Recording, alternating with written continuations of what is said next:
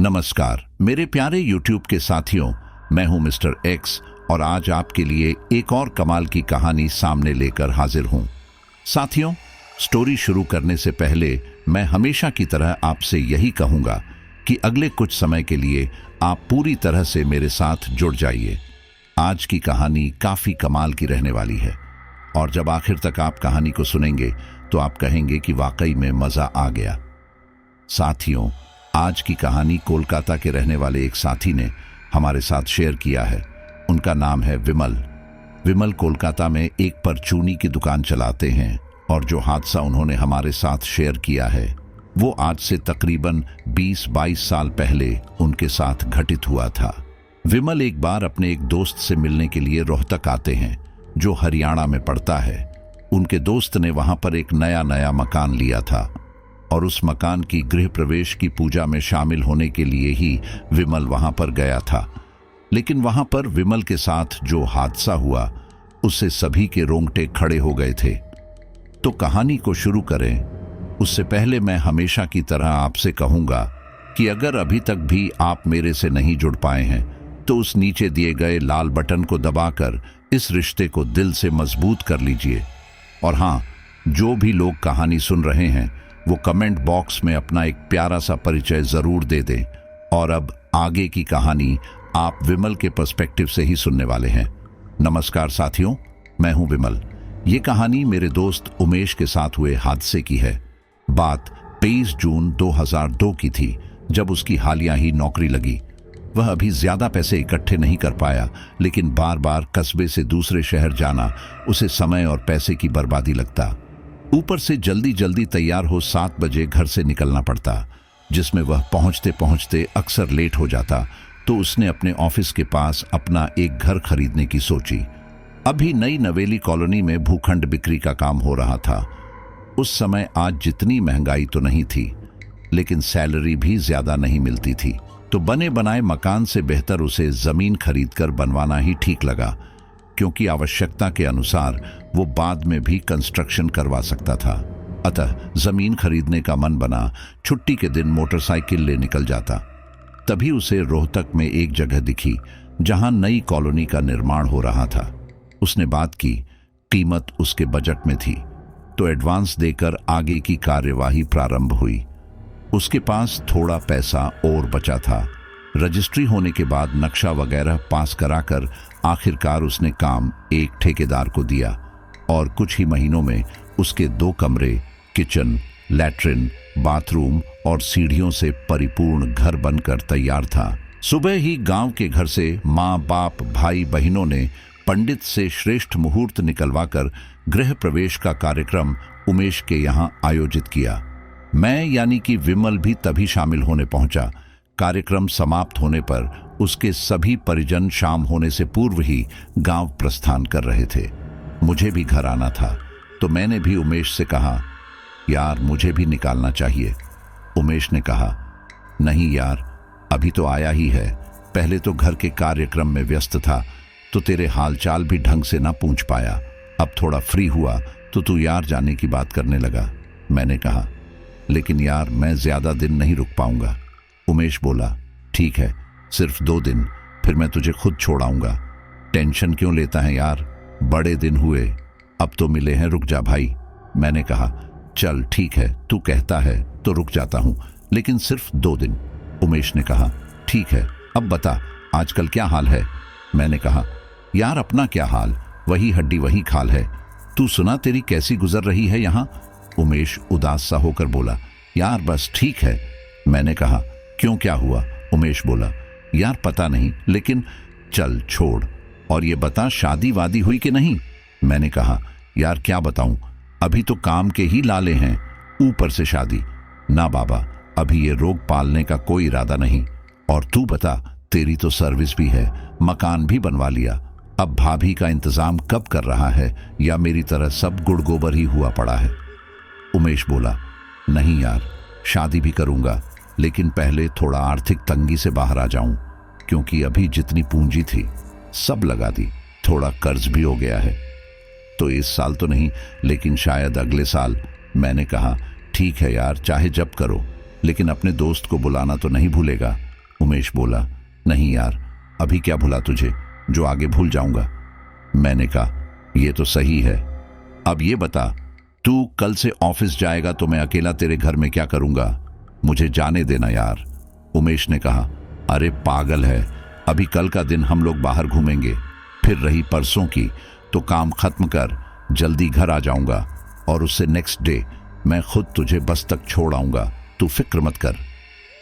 मैं अब निश्चित था। दिन भर बातें करते करते कब शाम और शाम से रात हो गई पता नहीं चला। उमेश को खाना बनाना नहीं आता था तो एक भोजनालय को मंथली पेमेंट कर उमेश खाना खाकर घर आता।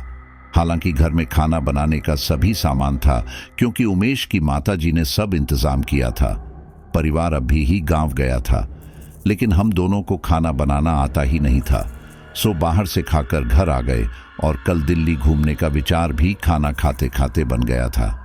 शाम को घर पर उमेश ने 2 फोल्डिंग पलंग बिछाए और हम दोनों अपने अपने पलंग पर सो गए। रात को लगभग 1:15 बजे मैं पानी पीने के लिए उठना चाहता था, लेकिन गहरी नींद से उठने में आलस आ रहा था, तो मैं कमरे के दरवाजे की तरफ करवट लेके सोने की कोशिश कर रहा था।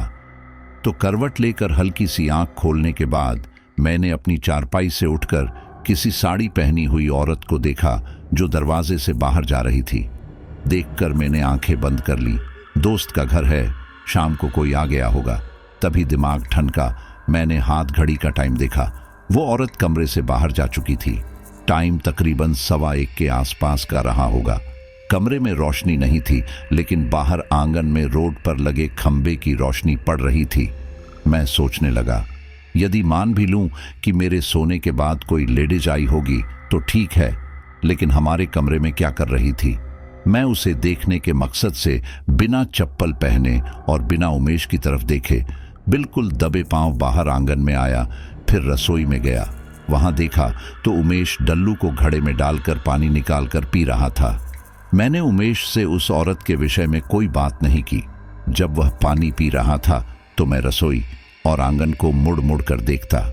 मैंने उमेश पर गौर ही नहीं किया। मेरा दिमाग तो उस साड़ी पहनी औरत को ढूंढने में जो लगा था। उमेश ने डल्लू मेरी तरफ बढ़ाया तो मैंने डल्लू थाम लिया और घड़े से पानी निकालकर पीने लगा। तभी उमेश को दूसरे कमरे की तरफ जाते देखा। मैंने सोचा शायद कुछ लेने गया हो। मैंने पानी पीने के बाद डल्लू को घड़े पर रखी प्लेट के ऊपर रख दिया और अपने उस कमरे में आकर सीधा लेट गया। अंधेरा काफी था कमरे में। बाहर आंगन में रोशनी थी। लौटते वक्त खंबे की लाइट पर दृष्टि जाने से आंखें चुंधियां सी गई थी। मैं अपनी चारपाई पर लेट गया और कमरे में गए उमेश का लौट आने का इंतजार ही कर रहा था। तभी मैंने उमेश के पलंग पर उमेश को सोता देखा। I was shocking. How is it possible? ये यहाँ तो मेरे साथ वहां खड़े होकर पानी कौन पी रहा था? मैंने कमरे की लाइट जलाई, जिससे उमेश की आंख में भी रोशनी गई और वो करवट लेकर सीधा हुआ। उमेश बोला, अरे यार, लाइट क्यों जला दी? क्या रात को नींद नहीं आती? मैंने कहा, नहीं यार, टाइम देख रहा था। उमेश वापस सोते हुए बोला, टाइम वाइम सब खराब चल रहा है, तू टाइम के चक्कर में मत पड़, सो जा अभी। मैंने लाइट बंद कर दी और सोचने लगा, यदि उमेश यहां तो वो कौन जो उमेश जैसा था, और वो औरत कौन थी और इस कमरे में क्या कर रही थी? लेकिन इतने सब सवालों के बाद भी मैं उमेश को कुछ बताना नहीं चाहता था। उसने बड़े कष्ट से ये घर बनवाया था, जिससे उसे काम पर जाने पर सहूलियत हो। मैं उसे ये सब बताकर दुखी और भयभीत नहीं करना चाहता था, लेकिन मैं यह भी नहीं चाहता था कि ऐसे घर में मेरा दोस्त अकेला रहे। मैं असमंजस में था। फिर थोड़ी देर के बाद सो गया। और हाँ, मुझे अब ये कहते हुए जरा भी संकोच नहीं कि उस रात मुझे भी उस दूसरे कमरे में जाने में उस समय भय लग रहा था। फिलहाल अब सुबह हो गई थी। बाहर उजाला था। उमेश उठ गया था। मैंने भी उठकर बिस्तर समेट कर दिए। उमेश ने आते ही गुड मॉर्निंग बोला। मैंने कहा, गुड मॉर्निंग यार। उमेश ने कहा, यार, रात को नींद तो अच्छे से आई ना? मैंने कहा, हाँ यार, लेकिन कल तू मुझे कुछ बताना चाहता था, फिर रुक क्यों गया? उमेश ने कहा, कौन सी बात? मैंने कहा, जब तेरे हालचाल की पूछी थी तब। वास्तव में चाहता था वो अपनी बात मुझसे शेयर करे, लेकिन उमेश ने कहा, यार पता नहीं, अब याद नहीं आ रहा। मैंने कहा, चल ठीक है, कोई बात नहीं, नहीं बताना चाहता तो मत बता। उमेश बोला, नहीं यार, वास्तव में मुझे याद नहीं आ रहा। कल बहुत सारी बात की थी, क्या आया मूड में, अब याद नहीं। मैंने कहा, ठीक है, आज घुमाने ले चलेगा या वो भी भूल गया? उमेश ने कहा, नहीं यार, तू तैयार हो, जल्दी फिर खाना खाने चलते हैं, फिर वहीं से दिल्ली के लिए निकलेंगे, ओके? मैंने कहा, मेरी तो छोड़, मुझे ज्यादा समय नहीं लगने वाला। जनाब अपनी चिंता कीजिए, मैं तो बस 20 मिनट में रेडी हो जाऊंगा। उसने कहा, ठीक है यार, आधा एक घंटे में मैं भी तैयार हो जाऊंगा, देख लेना। मैंने कहा, चल ठीक है, हो तो सही। हम दोनों तैयार होकर खा पी कर दिल्ली की बस पकड़ दिल्ली गए। दिन भर घूम फिर कर पैर जवाब दे रहे थे, तो वापस भोजनालय पर आकर खाना खाकर घर को निकले। शाम भी ढलने को थी और बस अब ये लग रहा था कि कब घर पहुंचे, पलंग बिछाए और सो जाएं। घर वहां से तकरीबन 1.5 किलोमीटर था, तो हमने टेम्पू करने की सोची और टेम्पो में बैठकर घर तक आए। मैंने कहा, उमेश तू चल गेट खोल, मैं इसको पेमेंट देकर आता हूँ। उसने कहा, नहीं यार, मैं देता हूँ। उमेश को पर्स निकालने से रोककर हाथ पकड़ते हुए मैंने कहा, अरे यार सुन, आज तेरा बहुत खर्चा हो गया, अब बस कर, तू जाके ताला खोल, मैं अभी निपटा कर आता हूँ। मैंने टेम्पो वाले से कहा, भैया आप यहाँ से उसी तरफ तो लौट कर जाओगे, मुझे उस दुकान तक छोड़ दो। टेम्पो वाला बोला, जी जरूर, बैठिए, अभी छोड़े देता हूँ। उमेश ने कहा, अब कहाँ चल दिया? मैंने कहा, बस 2 मिनट यार। मैं दुकान तक गया और उतरकर दुकान की तरफ बढ़ ही रहा था कि टेम्पो वाले ने रोका, जबकि मैंने पूरा पेमेंट कर दिया था। लेकिन उसके टोकने पर मैं उसके नजदीक आया। टेम्पो वाला बोला, भाई साहब, मैं रास्ते भर आप दोनों दोस्तों की बातें सुन रहा था। जब आपको यहाँ लेकर आया तो पता चला कि आपके दोस्त ने इस जगह पर मकान बनाया है। मैं वहाँ जो मकान दिख रहे हैं उधर रहता हूँ भाई साहब। उसने हाथ की तर्जनी उंगली ऊपर उठाते हुए दूर घरों की तरफ इशारा करते हुए बताया, मेरा नाम सुखविंदर है। यदि आप बुरा ना माने तो अपने दोस्त से ये मकान छोड़कर जाने को कहिए, यदि वाकई आप उससे प्यार करते हैं। मैंने हंसकर कहा, यार अभी इस घर में आए हुए 2 दिन भी नहीं बिता पाए और मैं उससे इसे छोड़ने को कहूं, वो मुझे पागल बताएगा। भाई, उसने दुनिया भर का कर्ज लेकर और सारी पूंजी लगाकर मकान बनवाया है। अभी तो बेचारा सही ढंग से सेटल भी नहीं हुआ और आप छोड़ने की बात करते हैं। सुखविंदर ने कहा, साहब जान से ज्यादा कुछ कीमती नहीं होता, जान है तो जहान है। कुछ साल पहले यहाँ खेत हुआ करते थे, उस समय ईख की फसल होती थी इन खेतों में। हमारा तो सामने के गांव में बचपन बीता है साहब। एक सुबह इसी खेत में जब खेत वाले ने सुबह 2 लाशों को देखा तो सन्न रह गया। बाद में हम सभी लोग आए, पुलिस बुलाई, लेकिन पहचान नहीं हो सकी। बाद में पुलिस ने केस रफा दफा कर दिया। आज तक नहीं मालूम पड़ा कि कौन थे वे लोग। मैंने कहा, तो भाई ठीक है, कोई मर गया तो हमें क्या। वाकई मैं उसे अपनी अनभिज्ञता दिखा रहा था। सुखविंदर ने कहा, साहब समस्या तो तकरीबन 22 दिन बाद में शुरू हुई। वही किसान रात में अपने खेत में पानी देने आया था। उसका 12 साल का लड़का भी था। पानी देने में दोनों व्यस्त थे, लेकिन तभी किसान को एक लड़की साड़ी पहने ईख के खेतों में टहलती दिखी, जिससे फसल खराब हो रही थी। इसलिए उस लड़की को रोकने के लिए किसान ने अपने बेटे से कहा कि जाकर उसको ऐसा ना करने को कहे। उसका बेटा गया। कहते हैं ना जाने उसने ऐसा क्या देखा उस खेत में कि अपने बाप को खेत पर छोड़कर सीधा दौड़ लगाकर घर आ गया। बाप खेत पर अकेला रह गया। वह यह समझ ही नहीं पाया कि उसका लड़का ऐसा क्या देखकर भाग गया था। वह अपने बच्चे को आवाज देते हुए इसी कच्ची सड़क पर यहाँ तक आ गया था जहाँ अभी हम लोग खड़े हैं, और जब उसने देखा कि उसका बच्चा उसकी सुन ही नहीं रहा तो मुड़कर खेत की तरफ जाने लगा। लेकिन जब नजर उठाकर देखा तो जहां आपके दोस्त का मकान बना है साहब, उसी जमीन पर एक औरत और एक आदमी खड़े थे। उस आदमी ने वही कपड़े पहने थे जो उस सुबह गांव वालों को उसके खेत पर मिली लाशों के ऊपर थे। उसके बाद वो बंदा कभी रात में नहीं आता था। गांव की छत पर जब रातों को सोते थे तो वे अक्सर खड़े दिखते और फिर गायब हो जाते। धीरे धीरे शाम को भी इधर लोगों ने आना छोड़ दिया था। फिर बाद में यह जमीन एक प्रॉपर्टी डीलर ने खरीदी और उससे ही शायद आपके मित्र ने ली होगी। इसके बारे में जाने बगैर ही आपके मित्र ने बहुत बड़ी दिक्कत मोल ले ली। साहब, सुबह 7 बजे से 11 बजे तक और शाम 3 बजे से 10 बजे तक मैं टेम्पो चलाता हूँ। बीच में जब समय मिले तो आना। मेरी बात पर भरोसा ना हो तो गांव में किसी से भी पूछ लेना। मैंने मुस्कुराकर कहा, भैया सुनो, अभी तो हमने ऐसा कुछ नहीं देखा। हम इन सब चीजों को नहीं मानते, जब होगा तब देखेंगे। सुखविंदर ने कहा, ठीक है भाई साहब, इंसानियत के नाते आपको सच बताया, आप माने या ना माने आपकी मर्जी। मैं चलता हूं जी, नमस्कार। मैंने कहा, जी नमस्ते। कुछ चिप्स लेकर मैं घर आ गया। उमेश ने कहा, यार इतना समय कैसे लग गया? मैंने कहा, यार बस कुछ नहीं, वो टेम्पो वाला कहानी अपनी सुना रहा था, कुछ आप बीती तो हमने भी अपनी सुना दी। उमेश ने तब तक बिस्तर लगा दिए थे तो मैं हाथ मुंह धोकर बिस्तर पर बैठे बैठे उमेश से बातें करता रहा और रात 10 बजे तक हम लोग सो गए। मैं लेटे लेटे सोच रहा था, उमेश ने तो अपना एक घर ही तो चाहा था, इसमें इसकी क्या गलती? मुझे कुछ तो करना ही पड़ेगा। अगली रात को करीब 12 बजे हम लोग गहरी नींद में थे। तभी घर की छत पर किसी धम धम की आवाज से मेरी थोड़ी सी आंख खुली, लेकिन मैं इतना थक चुका था कि जाकर देखना उचित नहीं समझा। कुछ देर तक ऐसा लगा जैसे कोई कुछ कुछ समय अंतराल के बाद छत पर कूद रहा हो, लेकिन हम लोग काफी थके थे और उमेश बस पूछो ही मत, घोड़े बेचकर सो रहा था। तो मैंने भी थकान की वजह से इन सब को निगलेक्ट किया और सो गया। उसी रात करीब 3 बजे अचानक रसोई घर से बहुत सारे बर्तन गिरने की आवाज आई। मैं चौंक गया और उठ गया। उमेश ने करवट लेते हुए कहा, अरे यार सो जा, बिल्ली आई होगी, सुबह उठाकर रख देंगे। मैंने भी सोचा हो सकता है बिल्ली हो, लेकिन 1-2 बर्तन तो समझ में आता है। लेकिन आवाज से तो ऐसा लग रहा था जैसे पूरी रसोई ही तहस नहस की गई हो। तो मैंने उठने की सोची, कमरे की लाइट जला दी। तभी उमेश ने तकिया सिर के पीछे से निकालकर मुंह के ऊपर रख लिया।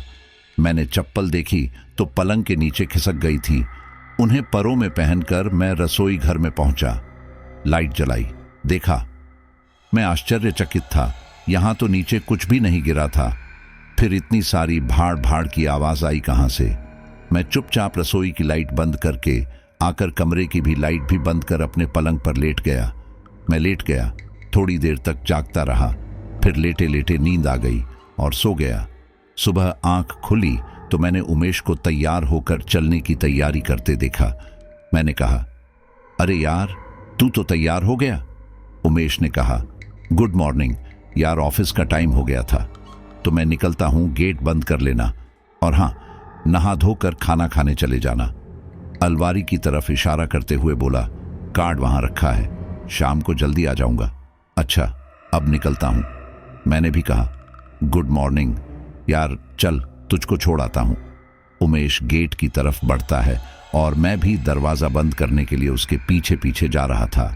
उमेश दरवाजा खोलकर मेरी तरफ मुड़कर कहता है, थैंक यू यार, बर्तन लगाने के लिए।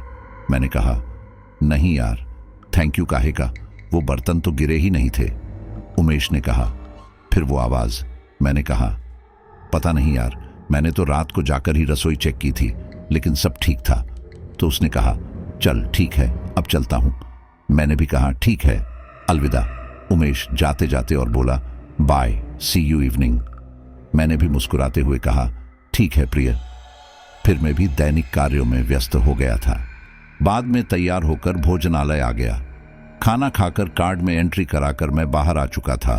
धूप तीखी थी, सो पेड़ की छाया में खड़े होकर टेम्पो पकड़कर जाना चाहता था। तभी मेरी नजर किताबों की दुकान पर पड़ी। मैंने सोचा, अकेला घर में क्या करूंगा, चलो एक किताब ही लिए लेता हूं, पढ़ते पढ़ते टाइम पास हो जाएगा। मैंने किताब खरीदी और वापस से पेड़ के नीचे आ गया था। टेम्पो का इंतजार कर ही रहा था कि तभी सुखविंदर टेम्पो लेकर आ गया।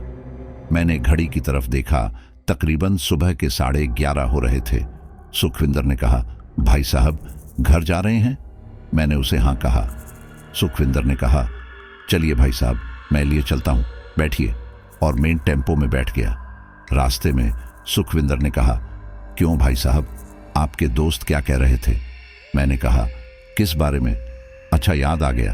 अरे भाई कुछ नहीं, वो किसी भी हालत में उस मकान को नहीं छोड़ सकता और शायद इसीलिए मैंने भी इस बारे में उससे बात करना मुनासिब ना समझा। सुखविंदर बोला, भाई साहब आप उसे हल्के में ले रहे हैं, यदि टाइम हो तो मेरे गांव चलिए, बाद में मैं आपको आपके घर पर छोड़ दूंगा, ज्यादा समय नहीं लूंगा। मुझे भी अधिक से अधिक जानकारी इकट्ठा करने का शौक था और समय भी था, तो मैं भी वहां जाने के लिए तैयार हो गया। मैंने कहा, ठीक है भाई, फिर छोड़ देना। सुखविंदर ने कहा, बिल्कुल जी। हम गांव की चौपाल में पहुंच गए। वहां एक कमरा बना हुआ था जिसके शायद 15 फुट पर एक नीम का पेड़ दाएं और एक पीपल का पेड़ थोड़ी दूर बाएं था, जिससे उस मकान की छत पर पेड़ों की छाया थी और कमरा भी बाहर की अपेक्षा बहुत कम गर्म था। मुझे उसी कमरे में चारपाई पर बैठने को बोला गया। सुखविंदर ने कहा, भाई साहब आप बैठिए, मैं अभी थोड़ी देर में आता हूं। मैंने कहा, हाँ जरूर। मैंने कमरे को ध्यान से देखा। वो तकरीबन 25 फीट लंबा और 10 फीट चौड़ा कमरा था जिसमें कुल 4 चारपाई थी। तभी सुखविंदर कुछ गांव वालों के साथ वहां आया। मैंने भी खड़े होकर अभिवादन व्यक्त किया। सुखविंदर ने कहा, यह है बहादुर मल साहब, इसी का खेत था वो। मैंने कहा, साहब सुखविंदर जी से मैं आपके साथ हुए हादसे को जानता हूं, इसके अलावा कोई अनुभव हो तो बताएं। बहादुर मल ने कहा, क्या आपके दोस्त का ब्याह हो गया? मैंने कहा, जी नहीं, अभी नहीं। क्यों? बहादुर मल ने कहा, साहब औरतों और बच्चों का दिल नाजुक होता है और ऐसी आत्माएं इनको आसान शिकार समझती हैं। ये पहले कमजोरों पर वार करती है और जब पर्याप्त ताकतवर हो जाती हैं तो आप हम जैसों पर भी आघात करने से नहीं चूकती। साहब वो जगह शुरुआत से ही मनहूस रही मेरे लिए। पहले मेरे पिताजी ने खरीदी और उनका साल भर के भीतर स्वर्गवास हो गया। फिर बड़े भाई ने, तो उसका 6 माह में मोटरसाइकिल से एक्सीडेंट हो गया। जब से मैंने लिया तो पहले खेत पर वो आदमी औरत ना जाने कहां से आकर मर गए। उसके बाद से मेरे लड़के को साहब बुरे बुरे सपने आते थे। वो ना खुद चैन से सोता, ना हमें चैन से सोने देता। फिर जब बहुत झाड़ फूंक कर आई तब से आराम हुआ। साहब सुना है कि आप भी वहीं रहते हो।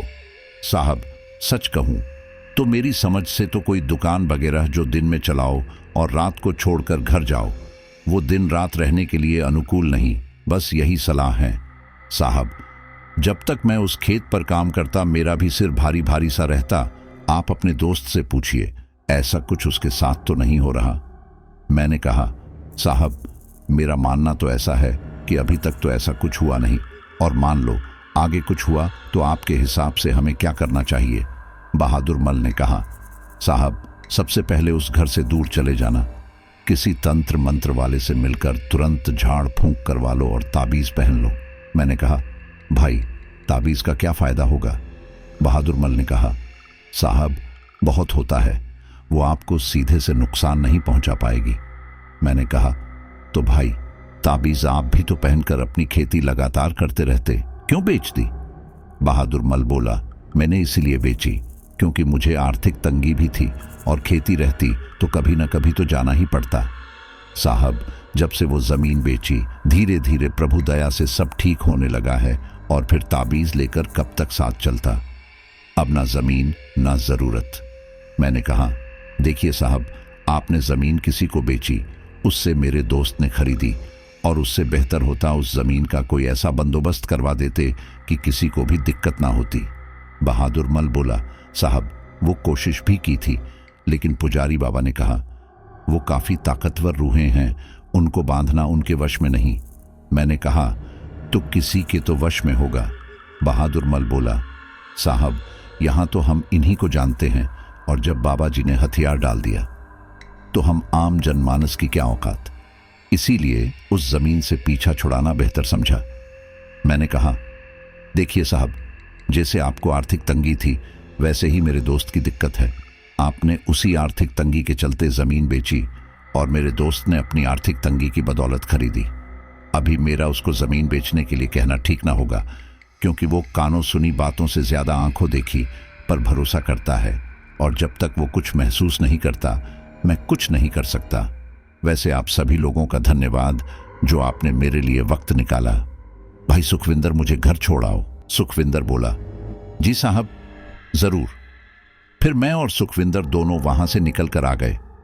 मुझे सुखविंदर ने घर तक छोड़ा तो मैंने उसे घर में आने के लिए कहा, लेकिन वो मेरे साथ घर के भीतर आना नहीं चाहता था, तो दरवाजे से ही विदा मांगकर वो निकल गया।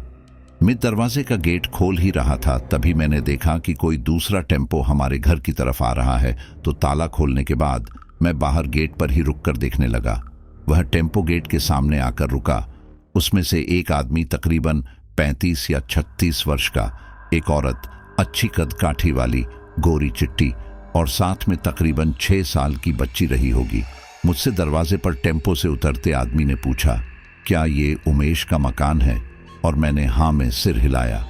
फिर मैंने उनका इंट्रोडक्शन लिया। उन्होंने बताया कि वे उज्जैन से आए हैं। आदमी का नाम अभिषेक, स्त्री का नाम रेखा और प्यारी सी बच्ची का नाम निधि बताया। सभी अंदर आए। मैंने पानी लाकर दिया और सब पी ही रहे थे कि तभी उमेश भी आ गया। अभिषेक पानी पीकर बोला, भाई बहुत बहुत धन्यवाद, आपने बड़ी राहत दी। वैसे आप? तभी उमेश ने कहा, जीजा जी, इसका नाम है विमल, कोलकाता से। उमेश ने उनके पैर छुए। उसे देखकर मैं भी झुकता हूं। अभिषेक और रेखा आशीर्वाद देते हैं। अभिषेक ने कहा, भाई माफ करना, हमने पहले कभी देखा नहीं, इसलिए पहचाना नहीं। मैंने कहा, जी कोई बात नहीं, ऐसा किसी के भी साथ हो सकता है। रेखा बोली, उमेश तू बैठ, मुझे बता रसोई कहाँ है, तेरे लिए कुछ तैयार कर दूं। उमेश ने कहा, नहीं दीदी, अभी आप आई हो, अभी आराम करो, काम धंधा बाद में देखना, यहां बैठो। और जीजा जी, सफर कैसा रहा? अभिषेक ने कहा, वही थकान भरा। हम सब मुस्कुरा जाते हैं। रेखा बोली, भाई मैं तो सोती सोती आई हूं, मैंने तो बहुत आराम किया। तभी निधि ने कहा, मामा मैंने भी रास्ते में बहुत कुछ खाया पिया, मस्ती की, और हाँ ट्रेन में लूडो भी खेला। उमेश बहुत खुश था। उसे मुस्कुराता देख मुझे भी सुकून मिल रहा था। अब मुझे यह चिंता नहीं थी कि वो इस घर में मेरे जाने के बाद अकेला रहेगा, क्योंकि अब उसके जीजा और जीजी आ गए थे और मैं कल जाने वाला था। उमेश ने कहा, जीजा जी आप भी थोड़ा जल्दी आते तो मम्मी पापा सभी से मिल लेते। अभिषेक ने कहा, यार उमेश क्या बताऊं, काम में ऐसा उलझा कि वक्त पर नहीं आ सका, सॉरी भाई। उमेश ने कहा, कोई बात नहीं, होता है कभी कभी। चलो अब आप लोग फ्रेश हो लो, तब तक मैं होटल से खाना बंधवा लाता हूं, आप लोगों को भूख लगी होगी। रेखा ने कहा, नहीं उमेश, अभी तो ट्रेन से उतरने के बाद पहले हम लोगों ने पहले खाना ही खाया था, घर का तो सही पता था नहीं, तो खाना पीना खाकर ही आए हैं, और शाम को जाकर कुछ सब्जी वगैरह ले आना। आज से खाना जब तक मैं हूं घर पर ही बनेगा। उमेश ने कहा, जो हुक्म दीदी। शाम को हम दोनों बाहर सब्जी खरीदने के लिए घर से निकले। मैंने कहा, उमेश एक बात पूछूं? उमेश बोला, हाँ पूछना। मैंने कहा, जब से तू यार इस घर में आया है, कुछ परेशानी अनुभव, मतलब कुछ अटपटा सा लगा तुझे? उमेश ने कहा, यार अभी तो नहीं, लेकिन तू ये सब क्यों पूछ रहा है? मैंने कहा, यार तेरी जमीन को लेकर लोगों में कुछ अच्छी धारणाएं नहीं। उमेश ने कहा, देख यार, मुझे सिर्फ इससे मतलब है कि ऑफिस जाने आने में कम समय लगे, किराए में बचत हो, बाकी लोग क्या सोचते हैं उससे मुझे फर्क नहीं पड़ता। मैंने भी कहा, चल ठीक है। उमेश ने कहा, वैसे लोग क्या कह रहे थे? मैंने कहा, कुछ नहीं, कुछ खास नहीं, बस इतना कि ये जमीन किसी को फली नहीं। उमेश ने कहा, अरे यार तू बहुत भोला है, इसी तरह से कह कहकर लोग मकानों की प्राइस गिरा, सस्ते दामों पर खरीदकर और ऊंचे दामों पर बेचकर मोटा मुनाफा कमाते हैं। इन सब बातों से अपसेट मत हो, बस ये बता कौन सी सब्जी लें? मैंने कहा, रुक, वहां से मटर पनीर लेते हैं और थोड़े से आलू टमाटर, फिर लौटकर घर आ जाते हैं। शाम को सभी खाना खाते हैं और लेटने की व्यवस्था बनती है। जीजा जी ऊपर छत पर, हम और उमेश आंगन में, रेखा दीदी अपनी निधि के साथ एक कमरे में पलंग पर सोने की तैयारी करती हैं। रात गहराने लगती है। मैं और उमेश अपने अपने पलंग पर लेटे बात कर रहे थे। उमेश ने कहा, यार एक बात बता, तुझे वो GIC कॉलेज याद है जहां हम लोग क्रिकेट खेला करते थे? मैंने किताब पढ़ना छोड़कर कहा, हाँ याद है। तो उमेश बोला, वहां एक लड़की थी जो फिजिक्स क्लास में दूसरे कॉलेज से प्रैक्टिकल में हमारे साथ ज्वाइन कर क्लास लेती थी। भला ही नाम था उसका, बस याद नहीं आ रहा। और वो सोचने लगता है। मैंने कहा, उसका नाम जोया था? उमेश बोला, हाँ यार वही तो, मैं तो नाम भी भूल गया। मैंने कहा, क्या लेना देना यार? उमेश ने कहा, अरे यार बड़ी ही प्यारी लगती थी उस वक्त। वैसे आजकल क्या कर रही होगी? मैंने कहा, तुझे क्या शादी करनी है उससे? उमेश मुस्कुराकर सोचते हुए बोला, कर लेंगे, क्या बुराई है?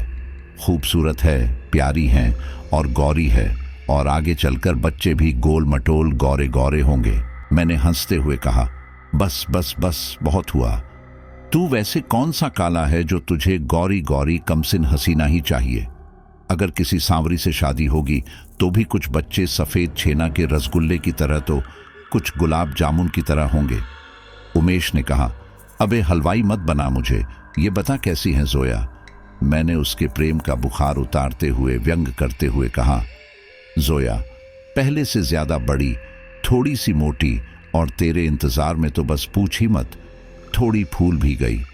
तुझे तो इतना प्यार करती है कि उसने 3-4 बच्चे भी सिर्फ इसलिए पैदा कर लिए कि हमारे भविष्य के मियाँ उमेश अली उस्मान जब तशरीफ लाएं तो उनकी खिदमत में अब्बू कहने वाला भी तो कोई हो।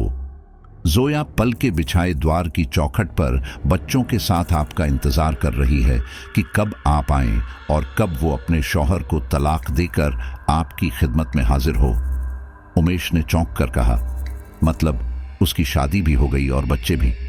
मैंने कहा, क्यों भाई, तेरा इंतजार करना चाहिए था क्या? उमेश ने कहा, नहीं यार, अच्छी थी बस। मैंने कहा, अब तू बस कर, अपनी लव स्टोरी से बाहर निकल और सो जा, कल मुझे छोड़ने भी तो चलना है तुझे। उमेश बोला, यार आप सबसे घर कितना भरा भरा सा लगता है, कुछ दिन और। मैं बात काटते हुए बोला, अब एक दिन भी नहीं, तेरे कहने के चक्कर में यार ऑलरेडी 3 दिन लेट हो गया हूं। तू भी समझ, घर पर सब सोच रहे होंगे, क्या हो गया, क्यों नहीं आया, कहीं कोई बात? समझता है ना? और ऊपर से तू जानता है कि मम्मी कितनी जल्दी घबरा जाती हैं। उमेश ने कहा, तेरे यहां यार फोन भी तो नहीं है, वरना फोन कर देता। मैंने कहा, बस कर, कल छोड़ने चलना, चलेगा ना? उमेश ने कहा, हाँ ठीक है चलूंगा। मैंने कहा, तो फिर जल्दी सो जाओ, सुबह जल्दी उठो, गुड नाइट। रात को 1:15 बजे के आसपास गेट के सामने मकान के अंदर खुले पोर्च में हम दोनों लेटे सो रहे थे। ऊपर आसमानी छत का खुला सा वातावरण, मेरे पलंग से कुछ ही दूरी पर कमरे के बगल से छत के लिए सीढ़ियां थीं। ऊपर जीजा जी सो रहे थे। तभी किसी के बुदबुदाने की आवाज आने लगी थी। सुनने की कोशिश करने पर भी कुछ सुनाई नहीं दे रहा था। तभी कुछ देर के बाद तेज आवाज आई, अभिषेक की आवाज आई, छोड़ छोड़ छोड़ मुझे। आवाज इतनी तेज थी कि उमेश ने मेरी तरफ देखा और मैंने उमेश की तरफ। हम दोनों एक दूसरे की तरफ देखकर सोच ही रहे थे कि हमने नींद में सुनी या हम में से ही कोई चिल्लाया। बस 2 सेकंड और फिर आवाज आई, छोड़ मुझे। बस फिर क्या था, हम दोनों छत की तरफ लपके, क्योंकि शायद ये जीजा जी की आवाज थी। हम लोग ने जब तक जीजा जी की तरफ जाने के लिए सीढ़ियों पर पैर रखा ही था, तब तक कांपते हाथ पांव से दौड़ते हुए तेजी से नीचे उतरते हुए जीजा जी आए। उमेश ने कहा, क्या हुआ जीजा जी? जीजा जी बोले, ऊपर कोई है, फटी बनियान थी उसकी, खून सा लगा था और शरीर और चेहरे से धुआं सा निकल रहा था। उसके सीने पर कई घाव थे। उसने पता नहीं क्या किया कि मैं हाथ पैर भी नहीं हिला पा रहा था। बहुत चिल्लाया, पर तुम लोगों ने सुना नहीं। जैसे तैसे आंख खोलकर देखा तो वो पलंग के पैताने खड़ा मुझे घूर रहा था। मेरी तो जान ही नहीं निकली, पर सारे कर्म हो गए। मैंने कहा, उमेश चल ऊपर चलकर देखते हैं। जाते जाते जीने के बगल से सब्बल उठा लिया मैंने। उमेश ने पलंग पर इशारा करते हुए कहा, आप यहां बैठिए, हम आते हैं, चल विमल। हम दोनों ऊपर पहुंचते हैं, लेकिन वहां कोई नहीं। हमने छत के अगल बगल भी देखना चालू किया, कहीं कोई दीवार चढ़कर तो डराने की कोशिश नहीं कर रहा। उमेश ने कहा, यार ऊपर तो कोई नहीं। मैंने कहा, हाँ यार, दिख तो कोई नहीं रहा, क्या करें? तब तक नीचे से जोर से आवाज आती है, उठो रेखा, वो देखो। तभी पलंग पर गिरने की आवाज आती है। हम छत के ऊपर से पोर्च के नीचे की तरफ झुककर देखते हैं तो जीजा जी पलंग पर गिर गए थे, जिससे उनके पीठ में थोड़ी चोट लग गई थी। हम लोग जीने से नीचे की तरफ तेजी से उतरने लगे। विमला, जीजा जी क्या हुआ? जीजा जी कराहते हुए बोले। अरे यार, मार डाला। उमेश ने कहा। हुआ क्या? तब तक रेखा दीदी आ गई और उन्हें अंदर कमरे में लिटाने को कहने लगी। हम लोग अंदर ले जाने लगे। अंदर सोफा पर लिटाया ही था। तभी उमेश ने कहा, विमल यार पानी ला। मैं लठ को साइड में रख के पानी लेकर आ ही रहा था कि दरवाजे के बाहर एक लाल साड़ी, गोल्डन ब्लाउज में कोई घूंघट डाले एक औरत, शायद औरत ही या अंदर काली काली छाया, कोई चेहरा नहीं या शायद शरीर भी नहीं था। बड़ी ही अजीब पर स्पष्ट नहीं थी वो। और उसके 1.5 फुट पीछे फटी बनियान वाला एक आदमी शायद 2 सेकंड ही दिखाई दिए और मैं ठहर गया। तभी उमेश की आवाज आई, विमल यार जल्दी कर। मैं जल्दी से रसोई से निकलकर पोर्च से होते हुए कमरे में दाखिल हुआ। जीजा जी ने बताया कि यार वो काला मोटा तगड़ा सा फटी बनियान वाला शख्स जिसके बारे में तुम्हें बताया था, बस उससे छूटकर नीचे आया ही था। तुम लोग ऊपर निकल गए तो मैंने सोचा चलो रेखा और निधि को देख लूं।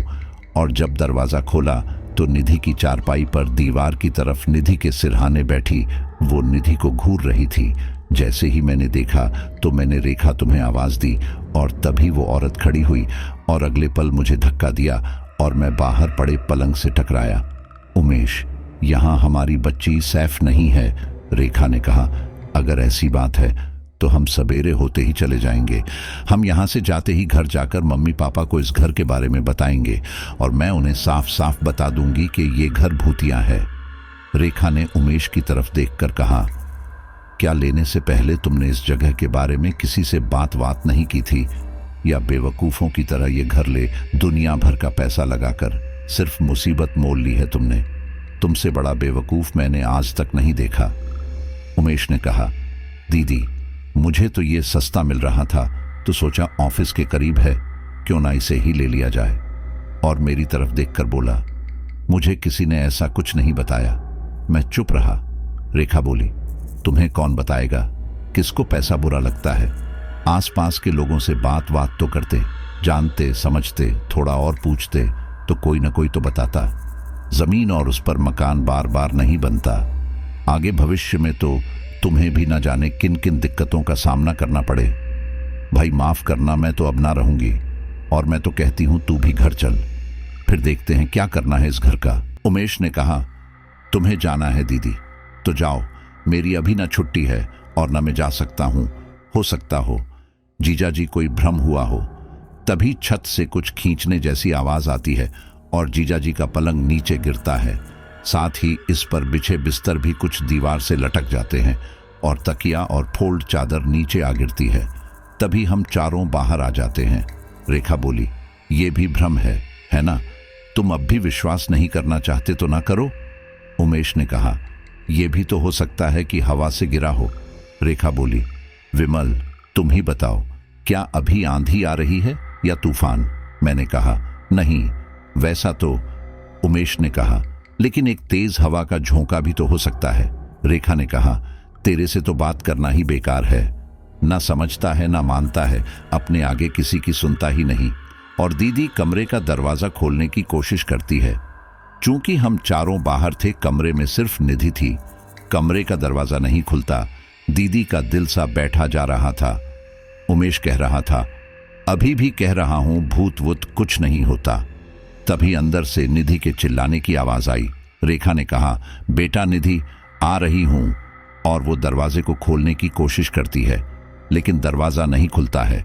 जब दरवाजा नहीं खुलता तो फिर हम सभी दम लगाते हैं, लेकिन दरवाजा फिर भी नहीं खुलता। रेखा उमेश की तरफ देखकर कहती है, कह दो अब ये भी हवा से हो गया, चाहे कुछ भी करो, मेरी बच्ची मुझे ला कर दो। उमेश ने कहा, आप हट जाइए, और मेरी तरफ देखकर दरवाजे को धक्का देने का इशारा करता है। मैं और उमेश बार बार पूरी ताकत से दरवाजे पर टक्कर मारते हैं। तब तक दीदी और जीजा जी बगल में स्थित जंगले से झांकते हैं। अंदर निधि लेटी हुई अवस्था में बिस्तर पर 3 फुट ऊपर उठती और फिर बिस्तर पर। यह सब बार बार हो रहा था। हर बार निधि की चीख बाहर तक आती थी। हम पूरा जोर लगा रहे थे, कंधे भी दर्द मारने लगे थे, पर बच्ची अंदर अकेली थी। और उसकी जान खतरे में थी तो हम कोशिश करते रहे। जंगले से अपनी बच्ची की ऐसी हालत देख अभिषेक से रहा न गया। पीठ के चोट के दर्द को भूल अभिषेक ने भी हमारे साथ पूरी ताकत लगा दी और पूरी ताकत के तीनों के धक्के से दरवाज़ा तो खुला, लेकिन हम तीनों ही आपस में भिड़कर जमीन पर गिरे। अभिषेक की ताकत अद्भुत थी। वह तुरंत उठकर बच्ची के पास पहुंच गया और निधि को बाहों में भर लिया। रेखा रोते हुए बोली, बेटा निधि, मेरी बच्ची, तू बात कर बेटा। अभिषेक बोल रहा था, निधि देखो, आंखें खोलो, देखो मम्मी पापा आ गए। बेटी, मेरी बच्ची, आंखें खोल। मैं तुरंत ही पानी लेने चला गया। उमेश बोला, निधि उठो लाली, देखो हम सब तुम्हारे पास हैं। तब तक मैं पानी लाकर दीदी को देता हूं। ज्यों ही रेखा हाथ में पानी लेकर उसके चेहरे पर छींटे मारती है, तभी निधि फट से आंखें खोलती है और पैरों की तरफ बैठी रेखा की छाती पर जोरदार लात मारती है। ये सब देखकर हम भौंचक के रह गए। रेखा के सिर का पिछला हिस्सा दीवार में टकराता है। अभिषेक निधि को छोड़ रेखा को थामता है और अब सबकी दृष्टि निधि पर थी। निधि की आंखें एकदम सफेद हो जाती हैं। वह अपने पलंग पर खड़ी हो जाती है और सिर झुकाकर तेजी से सिर को चक्कर देने लगती है। अजीब बात यह है कि इतने तेज चक्कर से सिर घुमाने पर भी उसका बैलेंस बिगड़ता नहीं, बल्कि वह उमेश की तरफ मुड़ जाती है। रेखा अपने सिर को पीछे से पकड़े हुए, अभिषेक रेखा को थामे हुए, उमेश चुपचाप स्तंभ सा खड़ा और मैं उमेश के बगल से एक हाथ सोफे पर और एक हाथ उमेश के कंधे पर रखे ये सब देख रहा था। निधि की ऐसी हालत देखकर कुछ पल के लिए हम सभी स्तंभित थे। तभी दीदी खड़ी होकर उमेश की तरफ बढ़ते हुए बोली, क्यों उमेश, मेरी बच्ची भी पागल हो गई है क्या? क्या जवाब दोगे? उमेश चुप रहा। उसके पास अब कोई जवाब शेष न था। तभी निधि की आवाज आई, ये जमीन भी मेरी है, ये घर भी मेरा है। अगर जिंदा रहना चाहते हो तो चले जाओ यहां से। उमेश ने कहा, हमारी बच्ची को छोड़ दो, इसका क्या दोष है, इसे छोड़ दो, ये तो वैसे भी चंद रोज के मेहमान हैं। ये जगह मैंने खरीदी है, गलती मुझसे हुई है, इसे जाने दो। निधि ने कहा, मैं नहीं छोड़ूंगी, क्या कर लेगा, साले कुत्ते, सुअर की औलाद। उसके मुंह से तो गाली सुन के तो मानो हवाइयां ही उड़ गई। इससे पहले कभी ऐसे गंदे परिवेश से हमेशा से दूर रही बच्ची इतनी गंदी गाली भला कैसे दे सकती थी? रेखा ने कहा, मेरी बच्ची ऐसा मत बोल बेटा, इधर देख, मैं तेरी मम्मी। और कहते हुए वो उसके पास जाती है और निधि का एक हाथ पकड़ लेती है और निधि दूसरे हाथ से रेखा दीदी के गाल पर एक चाटा रसीद कर देती है। निधि के मुंह से आवाज आई, चल हट रंडी, खबरदार जो मुझे छुआ, तेरे हाथ तोड़कर तेरे गले में पहना दूंगी, सारी चर्बी निकल जाएगी। हरामजादी, मुझे पकड़ने चली है तू। रेखा को कुछ समझ में नहीं आ रहा था। तभी अभिषेक बोला, उमेश, क्या तुम किसी ओझा, तांत्रिक या पुजारी को जानते हो यहां? अगर जानते हो तो जल्दी से बुला लाओ। उमेश ने कहा, नहीं, आज तक कभी जरूरत ही नहीं पड़ी, इसलिए किसी को नहीं जानता। और वो मेरी तरफ देखकर बोला, तू तो यार बहुत सी अंट संट किताबें पढ़ता रहता है, तू कुछ कर यार। मैंने कहा, देख यार, मैंने कभी आजमाया नहीं, लेकिन बहुत कुछ पढ़ा है। मैं बस कोशिश कर सकता हूं, कामयाबी मिलेगी या नहीं वो नहीं जानता। जीजा जी ने कहा, यदि थोड़ा बहुत भी जानते हो तो करो, क्योंकि कुछ ना होने से कुछ होना अच्छा है।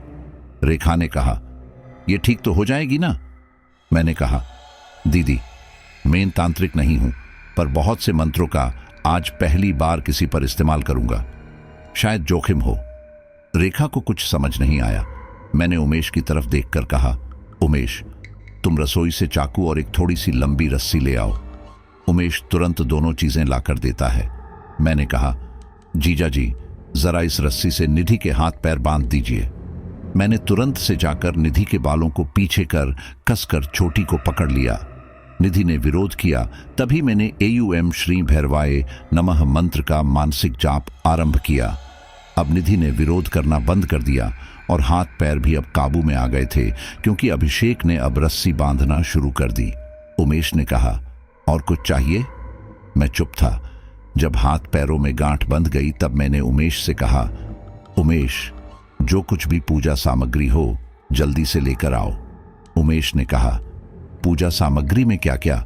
मैंने कहा, भाई जो भी उपलब्ध हो लेकर आ। अभिषेक निधि को पकड़कर पलंग पर बैठ गया था। मैंने हाथ में चाकू लिया और अभिषेक से कहा, जीजा जी निधि को लेकर फर्श पर बैठ जाइए। अभिषेक ने कहा, यहीं पर ठीक है। मैंने कहा, जीजा जी किसी चीज का कोई तरीका होता है, आप निधि को लेकर यहां बैठिए। मैंने पैर के अंगूठे को जमीन पर टिकाकर जगह बताई और अभिषेक निधि को पलंग से उठाकर जमीन पर बैठ गए और मैंने उनके सामने थोड़ी दूरी पर पूजा सामग्री के साथ आसान बिछाकर उमेश से कहा, उमेश यहां जल की कमी है। उमेश जल्दी से जाकर जल ले आया।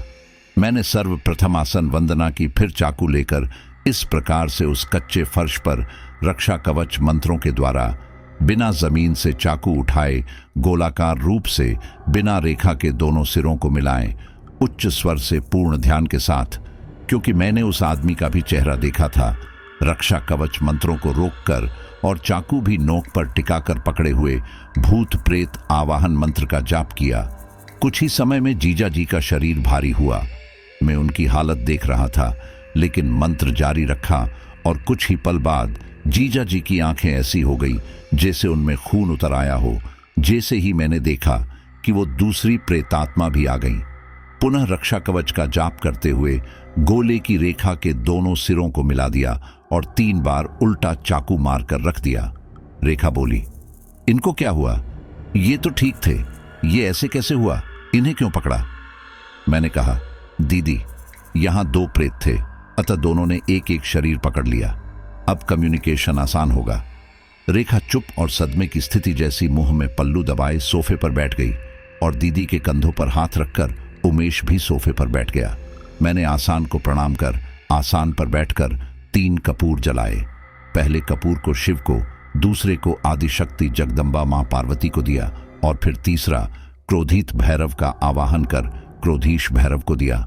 आचमन किया, न्यास किया, तभी देखा कि अब दोनों ने गर्दन झुका ली थी। मैंने पूछा, कौन हो तुम लोग? निधि के मुंह से आवाज आई, क्या तू नहीं जानता? मैंने कहा, तूने तो मेरे साथ कई रातें गुजारी हैं जो मैं तुझे जानूंगा। बता कौन है तू नालायक? निधि बोली, माटी मिले अभी बताऊं तुझे। और जैसे ही बाहर निकलने की कोशिश की, वैसे ही किसी ने उसके सिर पर घुस्सा सा मारा, जिससे निधि की गर्दन जो अभी तक तनी हुई थी अब नीचे को लटक गई। मैं अब समझ चुका था कि देवता आ गए। अब मेरा आत्मविश्वास भी बढ़ गया और निधि सिर झुका के बैठ गई। अब अभिषेक के मुंह से आवाज आई, औरत पर क्या बल दिखाता है, मुझसे बात कर। मैंने कहा, पहली बार देख रहा हूं, बड़ा याराना है, वो भी तुम लोगों में। अब ये बताओ यहां से जाने का क्या लोगे? अभिषेक ने कहा, हम नहीं जाएंगे, चाहे कुछ भी कर ले। मैंने कहा, अभी तो जमूरे कुछ किया ही नहीं, सिर्फ देवताओं को बुलाया भर है। तेरी तो नेकर गीली हो गई। तू तो तुर्रम खां बनता था, तो निकल के दिखाना यहां से। अगर तू दिखता नहीं तो मैं तुझे बुलाता कैसे? अब भुगत। मैंने दोनों को संबोधित करके कहा, ध्यान से अब सुनो, मुझे गुस्सा दिलाने की कोशिश ना करना। बस अब फिर पूछता हूं, इन लोगों को बिना शर्त के छोड़ोगे या नहीं? अभिषेक ने कहा, नहीं छोड़ेंगे। मैंने AUM भूत विद्रावण मंत्र का उपयोग कर उन पर जल डाला, जिससे वे तड़प उठे। सिर्फ एक बार के जल से उनकी हालत लाठी मारने पर कुचले सांप की भांति हो गई। निधि लंबी लंबी सांसें छोड़ते हुए बोली, जाने दे मुझको। अभिषेक बोला, बंद कर ये सब, हम चले जाएंगे। मैंने कहा, इतनी देर से मैं क्या भुस में लठ मार रहा था? मैं भी तो यही कह रहा था, लेकिन अब मेरा अभी कोई इरादा नहीं तुम्हें जाने देने का। तुम्हें इंसानों को तड़पाने में मजा आता है और मुझे अभी तुम्हारी क्लास लेने में आनंद आ रहा है। तुम तो पहले जाना नहीं चाहते थे, तो अब क्या हो गया? अभिषेक ने कहा, बंधन खोल दे, जाने दे। और रेखा की तरफ देखकर कहा, अगर हमें जाने नहीं दिया तो हम तेरे पति बच्चे मार देंगे, अभी और यहीं। रेखा ने कहा, विमल जाने दो इन्हें। मैंने कहा, दीदी डरने की जरूरत नहीं, ये साले अपनी मर्जी से अपनी इस योनि से तो मुक्ति ले नहीं पा रहे, इस गोले से निकल नहीं पा रहे, और ये मारेंगे किसी को भी। अगर मौत का काम ये करने लगे तो यमराज क्या छुट्टी पर गए हैं? औकात नहीं दाने की, बात करता है जमाने की। रेखा ने दोनों की तरफ देखकर कहा, तुम लोग अगर ये वादा करो कि इन दोनों को छोड़ दोगे तो हम तुम्हें जाने देंगे। अभिषेक और निधि ने कहा, हम चले जाएंगे, हमें जाने दो। रेखा ने मेरी ओर इशारा करते हुए कहा, विमल। मैंने कहा, दीदी, अगर जाने के बाद फिर से शरीर में समा गए तो फिर क्या करोगी? अभिषेक और निधि बोले, नहीं, हम इन्हें नहीं पकड़ेंगे, हमें जाने दो, हमें माफ कर दो, हम फिर से इन दोनों को नहीं सताएंगे। मैंने कहा, तो क्या हमें सताओगे? अभिषेक बोला, नहीं, हमें जाने दो, बहुत दर्द हो रहा है, छोड़ दो हमें। मैंने कहा, कैसे यकीन करें, तुम्हारी जात का तो बिल्कुल भरोसा नहीं। निधि बोली, हम अभी चले जाएंगे। मैंने कहा, हम कैसे यकीन करें कि जाने के बाद वचन निभाओगे? निधि ने कहा, तुम कहो, उसकी कसम खा लें। मैंने कहा, तो तुम ये बताओ, तुम किसको मानते हो? अभिषेक ने कहा, प्रेतराज। निधि की ओर इशारा करके मैंने कहा, और तुम? निधि बोली, हम दोनों उन्हीं को मानते हैं। मैंने कहा, मान लो कल को तुम में से किसी ने वचन तोड़ा तो क्या होगा उसके साथ? अभिषेक बोला, दोबारा हम नहीं आएंगे, हमें जाने दो। मैंने कहा, मेरे सामने प्रेतराज सरकार की कसम खाकर प्रतिज्ञा लो। अभिषेक ने कहा, प्रेतराज की कसम, हम इस आदमी और लड़की को छोड़ देंगे। मैंने निधि की तरफ देखकर कहा, और तू? निधि बोली, छोड़ देंगे। मैंने कहा, जाते वक्त याद रखना, इस बच्ची और आदमी को तनिक भी दिक्कत ना हो, जैसे आए हों वैसे चले जाना। निधि ने कहा, ठीक है, अब तो जाने दो। मैंने उठकर चाकू से बंद काटकर 3 बार चाकू जमीन पर मारा। अब तुम शीघ्र शरीर को छोड़ निकल जाओ यहां से और दोबारा कभी मेरे सामने मत आना। तभी निधि और अभिषेक जमीन पर गिर गए।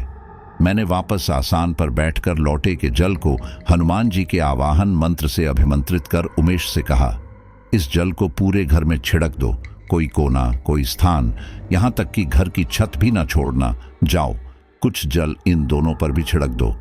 उमेश ने जल छिड़का तो अभिषेक जी होश में आ गए, पर निधि अभी ऐसे ही डली थी। रेखा ने कहा, देखो, ये होश में नहीं आई। मैंने कहा, दीदी, ये छोटी है, थोड़ी देर में ठीक हो जाएगी। फिर हम सब ने मिलकर प्रभु की आरती की और आरती समापन के बाद प्रसाद में घर पर पूर्व में लाए गए बतासे चढ़ाए, जिसे सबसे पहले लाली के मुंह को खोलकर उसके मुंह में रखा। त्यों ही निधि मम्मी कहकर जाग गई और उसने प्रसाद खाया। उमेश ने कहा, दीदी, अब तो रुकोगी ना? रेखा बोली, तू भैया टिकना चाहे तो टिक, मुझे तो इस मकान का कोई भरोसा नहीं। अभिषेक की तरफ देखकर कहा, जी, अब सामान पैक करती हूं। और फिर रेखा ने उमेश से पूछा, तू चलेगा? उमेश ने उदास मन से कहा, दीदी, मैं अभी ना जा पाऊंगा। रेखा ने कहा, यह तो शुक्र है कि विमल को इतना कुछ आता था, वरना ना जाने क्या होता। हम तो आज ही निकलेंगे। उमेश, पैसा जान से बढ़कर नहीं। मैंने कहा, दोस्त, दीदी ठीक कह रही हैं, और मैं भी कौन सा तांत्रिक हूं। बस कुछ मंत्रों के ज्ञान और देव कृपा या किसी का दुआओं का असर कह लो, जो अभी सब सुरक्षित हैं। मेरी मान तो यहां से कहीं और शिफ्ट हो जाना। ध्यान रखना, जब तक इस घर के दरवाजे पर हर शाम क्रोधिश भैरव का दीपक बिना नागा के दिया जाएगा, तेरा घर सुरक्षित रहेगा। इसलिए बिना आलस शाम को दीपक देना ना भूलना। अब सुबह के 4 बज रहे हैं मित्र, मुझे भी तैयार होकर निकलना है। मैं तैयार होता हूं। फिर हम सभी सुबह 6 बजे तक तैयार होकर निकल गए। उमेश ने हम सभी को बस स्टैंड तक छोड़ा। पहले दीदी और जीजा जी को बस में बिठाते वक्त निधि को कुछ पोले खरीद कर दिए। वह बहुत खुश थी। जब उन्हें विदा किया, फिर उमेश मुझे बस तक छोड़ने आया। उसका उतरा चेहरा मुझे जाने से रोक रहा था, फिर भी मुझे लौटना था। बस जल्दी मैंने कहा, उमेश, मैं कभी कभी फोन किया करूंगा, हालचाल देते रहना, और जैसे ही सब कुछ ठीक हो ये मकान बेच देना। उमेश ने कहा, जरूर, मैं ऐसा ही करूंगा, और हाँ, घर पहुंचकर फोन करना। विमल ने कहा, जरूर। हाथ हिलाकर हम दोनों ने एक दूसरे को बाएं बाएं किया और मेरी यात्रा प्रारंभ हो चुकी थी। आज उमेश की आंखें भर आई थीं और मेरा दिल भी उसे छोड़ने पर दुखी था। मैं अब घर आ गया था। घर आते ही मैं बड़े चाचा के घर गया, कुछ देर बैठा और उनसे बातें की। बातों ही बातों में मैंने उमेश के घर घटी संपूर्ण घटना सुनाई। चाचा जी भी सुनकर हैरान थे। जब उन्होंने सब जाना तो मुझसे कहा, विमल, अब तुम सकुशल घर आ गए हो तो उसे फोन कर सूचना दे दो और शाम को आकर बात कर लिया करो। मैंने चाचा को हाँ कहा। चाचा ने कहा, मैं जरा यहीं पड़ोस में गुप्ता जी के यहाँ जा रहा हूं, तुम भीतर कमरे में जाकर आराम से बात कर लो। मैंने कहा, जी चाचा जी। फिर भीतर जाकर मैंने उमेश को उसके घर के मोबाइल पर फोन किया। उमेश ने फोन उठाया। हेलो उमेश, मैं विमल बात कर रहा हूं, घर पहुंच गया, और तू कैसा है? हेलो, ठीक हूं, अभी बस ऑफिस से आकर रास्ते में खाना खाकर सीधे घर ही आ रहा हूं। आज ना तू है ना ही जीजा जी या दीदी, घर बिल्कुल सुना सा है। यार, सबके अपने अपने काम हैं, आज के बिजी लाइफ से जितना भी वक्त मिले कम ही लगता है। अच्छा सुन, हाथ पैर धोकर दीपक रखना आज से ही शुरू कर देना। हाँ दोस्त, लेकिन कब तक ऐसा करना पड़ेगा? जब तक तू इस घर में रहना चाहे। जब बेच दे तो इच्छा हो तो देना, वरना अगर मन ना हो तो मत देना। अभी तो फिलहाल ऐसा करने की भूल भी ना करना। जल लेकर संकल्प ले, प्रतिदिन भगवान क्रोधीश भैरव को दीपक जरूर देना। इससे तू और तेरा घर दोनों सुरक्षित रहेंगे। अच्छी बात है, बाकी घर में सब कैसे हैं? मैंने कहा, ईश्वर कृपा से सब कुशल मंगल। अच्छा, अब फोन रखता हूं, बाय। लगभग 1 महीने बाद लगभग 3 या 4 दिन और चढ़ गए, लेकिन तभी मेरी शॉप के बगल वाली शॉप का सज्जन डाकिया की लाई हुई चिट्ठी पकड़ाकर चला गया। सज्जन ने कहा, विमल भाई, डाकिया बाबूजी को कहीं जल्दी जाना था तो तुम्हारी चिट्ठी भी हमें ही दे गए। मैंने चिट्ठी लेते हुए कहा, अच्छी बात है, किसकी है? सज्जन ने कहा, मैंने इतना गौर नहीं किया, अब मैं चलूं? मैंने कहा, चल ठीक है, मैं देख लूंगा, जा अपनी दुकान देख। मैंने पत्र खोला तो पाया ये तो उमेश का पत्र था। मैंने पूरा पत्र पढ़ा, झांत हुआ कि हमारे जाने के कुछ दिन तक भली प्रकार से पूजन इत्यादि किया, लेकिन कुछ दिन बाद उमेश को ये सब वक्त की बर्बादी लगने लगा। अब उसे जब मन करता तो पूजा करता, अन्यथा नहीं। इस तरह से 20 दिन गुजरे। तभी एक शाम उमेश ऑफिस से लौटते में खाना खाकर घर आया। अभी रात के 9 ही बजे थे कि रसोई घर से आवाज आई। वह देखने गया, लेकिन वहां कुछ नहीं था। वह अब तक दिन भर की थकावट की वजह से उसे दीपक देना भी भारी लग रहा था, तो बिस्तर बिछाकर सो गया। रात 11 बजे होंगे। उमेश ने दूसरे कमरे से किसी लेडीज की रोने की आवाज सुनी। उमेश अगले 3-4 मिनट तक आवाज को अनसुना कर सोता रहा, लेकिन अब वह आवाज तेज होने लगी थी। उमेश ने आंखें खोली। हमेशा बिजली के खंबे पर जलने वाली स्ट्रीट लाइट, जिसका प्रकाश उमेश के आंगन तक आता, आज वो भी नहीं आ रहा था। कमरे से बाहर भी अंधेरा, और कमरे में तो 1 फीट दूरी पर स्थित चीज का अंदाजा भी लगाना मुश्किल हो रहा था। तभी उमेश ने टार्च को मेज के पास से टटोल कर उठाया और जलाई। पहले उमेश ने अपने कमरे में चारों ओर देखा, आवाज अब भी आ रही थी। फिर आंगन में पहुंचकर रसोई की तरफ बढ़ते हुए आवाज दी। कौन रो रहा है, कौन है? आवाज देता हुआ उमेश आगे बढ़ता गया। रसोई में भी जब कोई नहीं दिखा तो कमरे का दरवाजा खोलने के लिए कुंडी पर हाथ रखा ही था कि तभी रोने की आवाज बंद हो गई। उसने धीरे से कुंडी घुमाई और तेजी से दरवाजे को धक्का दिया। टार्च की रोशनी सीधी दरवाजे के अंदर से दीवार पर लगी, जहां एक काली शक्ल, लाल आंखें, बिगड़ा सा चेहरा, लाल साड़ी पहने औरत जो दीवार की ओर पता नहीं क्या देख रही थी, लेकिन टार्च की रोशनी पड़ने से वह उमेश की तरफ घूमी। उमेश ने उसे देखा। एक क्षण गुजरते ही गजब की फुर्ती से उमेश ने दरवाजा लगाया और कुंडी पर हाथ लगाए खड़ा हो गया। तभी किसी ने उमेश के कंधे पर हाथ रखा। पहले से ही तेज दौड़ रही धड़कनें काफी गहरी और तेज हो गई। उमेश ज्यों ही पीछे घुमा, फटी बनियान, खून से सराबोर बनियान का अगला हिस्सा, लाल और मोटा तगड़ा सा वो आदमी उमेश के पीछे नजर आया। उमेश की हड़बड़ाहट से टार्च नीचे गिर गई। उमेश की हिम्मत जवाब दे गई। एक पल में पैरों पर गिरी टार्च के प्रकाश से उमेश को उस मोटे आदमी के उल्टे पैर नजर आ गए। उमेश को भागने के अलावा कोई और रास्ता न दिखा। उमेश ने बाहर की तरफ दौड़ लगा दी। झटपट गेट खोलकर उमेश बाहर आकर राइट साइड की तरफ दौड़ता गया और उस दुकान के पास जाकर रुका, जो कुछ देर पूर्व ही बंद हुई थी। उस घर में अभी तक सभी लोग जाग रहे थे और कुछ पुरुष बाहर रोड पर खड़े बात कर रहे थे। इस तरह रात 11 बजे के लगभग दौड़ते हुए सभी उमेश को देख रहे थे। तभी एक आदमी बोला, भाई इतनी रात क्यों भागे जा रहे हो? उमेश किसी को भी ये बताने से बचना चाहता था कि उसका मकान भुतहा है। उमेश ने बड़ी समझदारी से बात पलटी।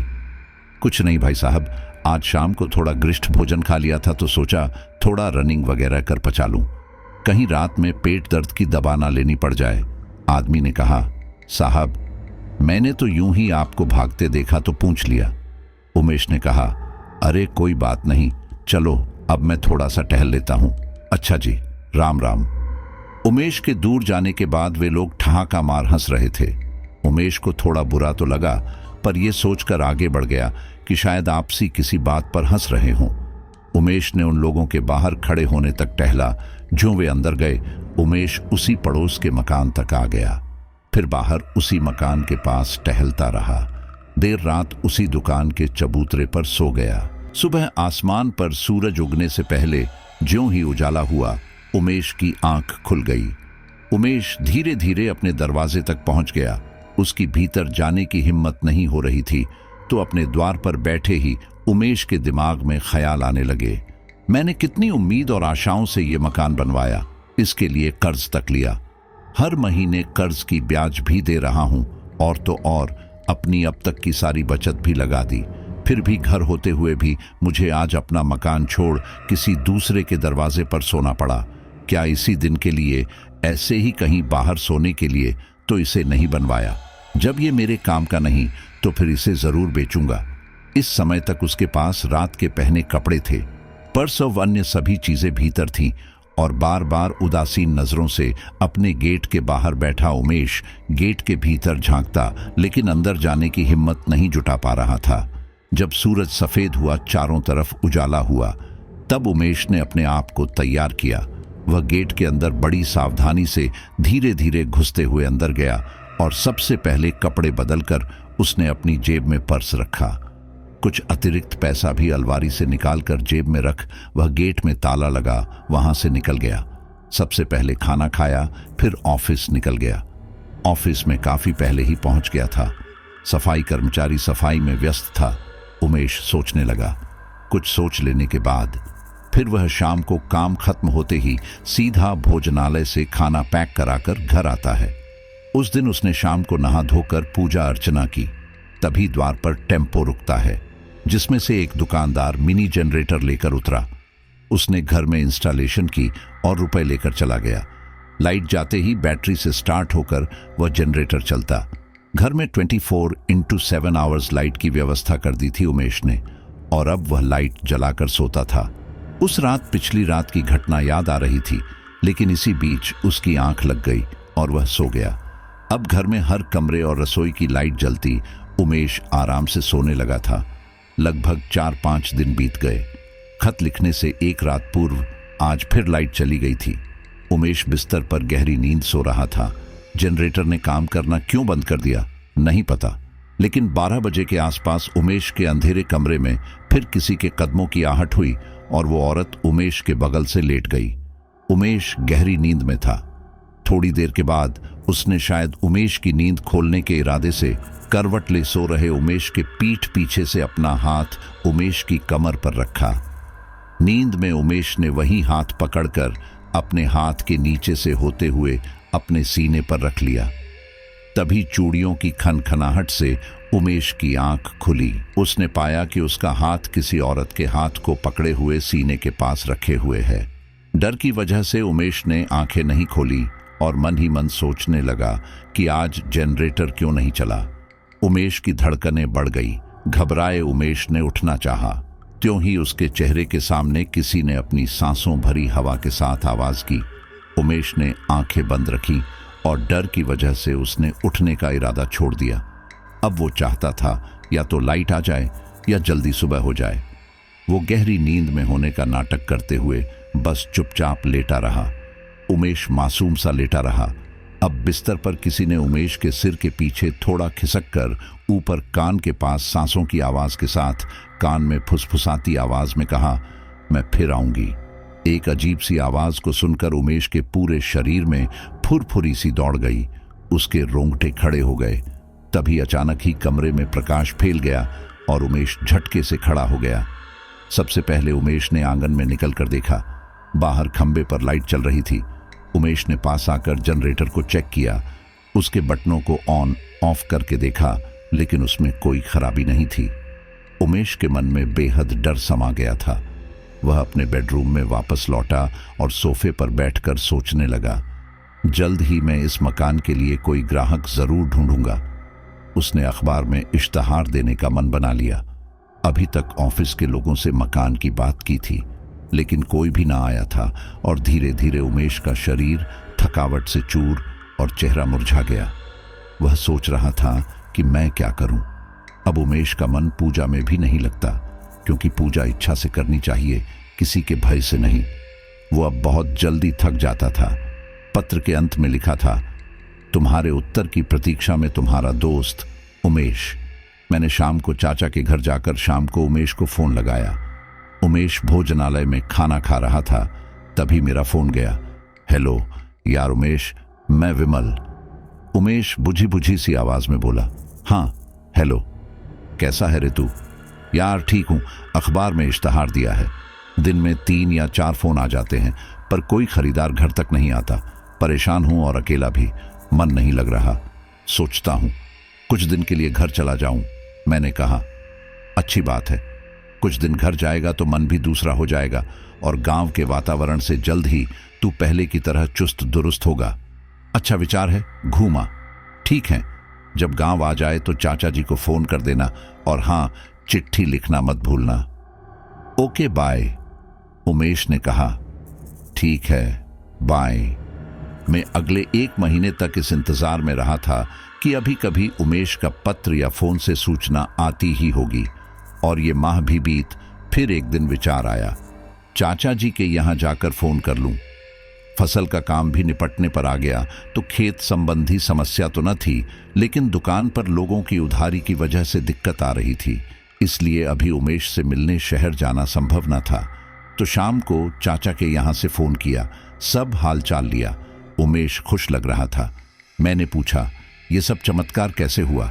उमेश ने कहा, बस पूछ मत यार, ये मान के चल, ईश्वर ने मेरी सुन ली। अब सब ठीक है, मैं अब जल्दी सो भी जाता हूँ। सुबह जल्दी उठकर समय से तैयार होकर ऑफिस भी निकल जाता हूँ। और हाँ, अब खाना मैं नाका वाले भोजनालय पर नहीं, घर पर खाता हूँ। अब तू देखेगा ना तो बिल्कुल चुस्त दुरुस्त गबरू पहलवान लगूंगा। मैंने कहा, लेकिन ये सब कैसे हुआ? उमेश ने कहा, चल अभी मैं रास्ते में हूं, बाद में चिट्ठी लिखूंगा। मैं तो ठीक हूं और तू भी ठीक से है ना? मैंने कहा, हाँ, लेकिन उमेश बोल पड़ा, चिट्ठी में सब लिख दूंगा, आराम से फुर्सत से पढ़ लेना। अभी मेरा स्टॉप आ गया है, चल बाद में बात करते हैं, बाय।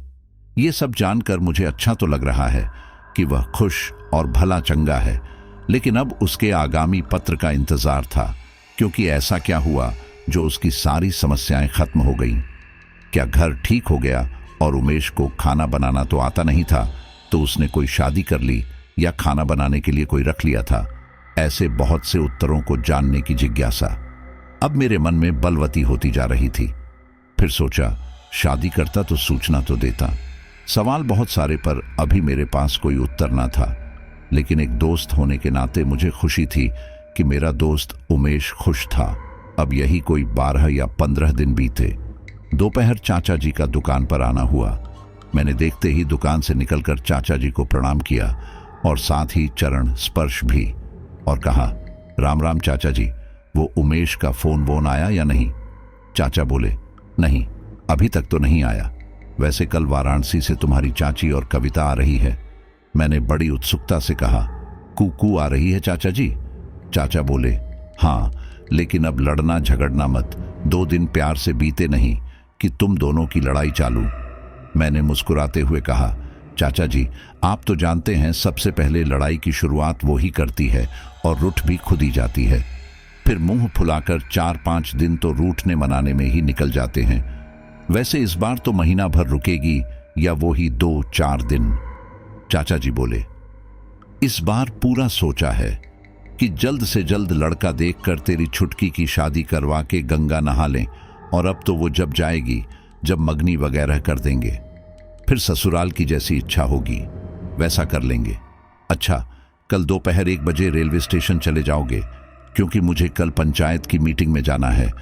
मैंने कहा, चाची भी आ रही है, इसी बहाने थोड़ी गपशप भी लगा लेंगे। मैं चला जाऊंगा, आप चिंता ना करें। चाचा ने घर की चाबी देते हुए कहा, ये लो, शायद मुझे अगर देर हो जाए तो तुम लोगों को परेशानी नहीं होगी। एक चाबी मेरे पास भी है, यदि मैं जल्दी आ गया तो घर पर ही मिलूंगा। अच्छा, अब चलता हूं, ध्यान से चले जाना।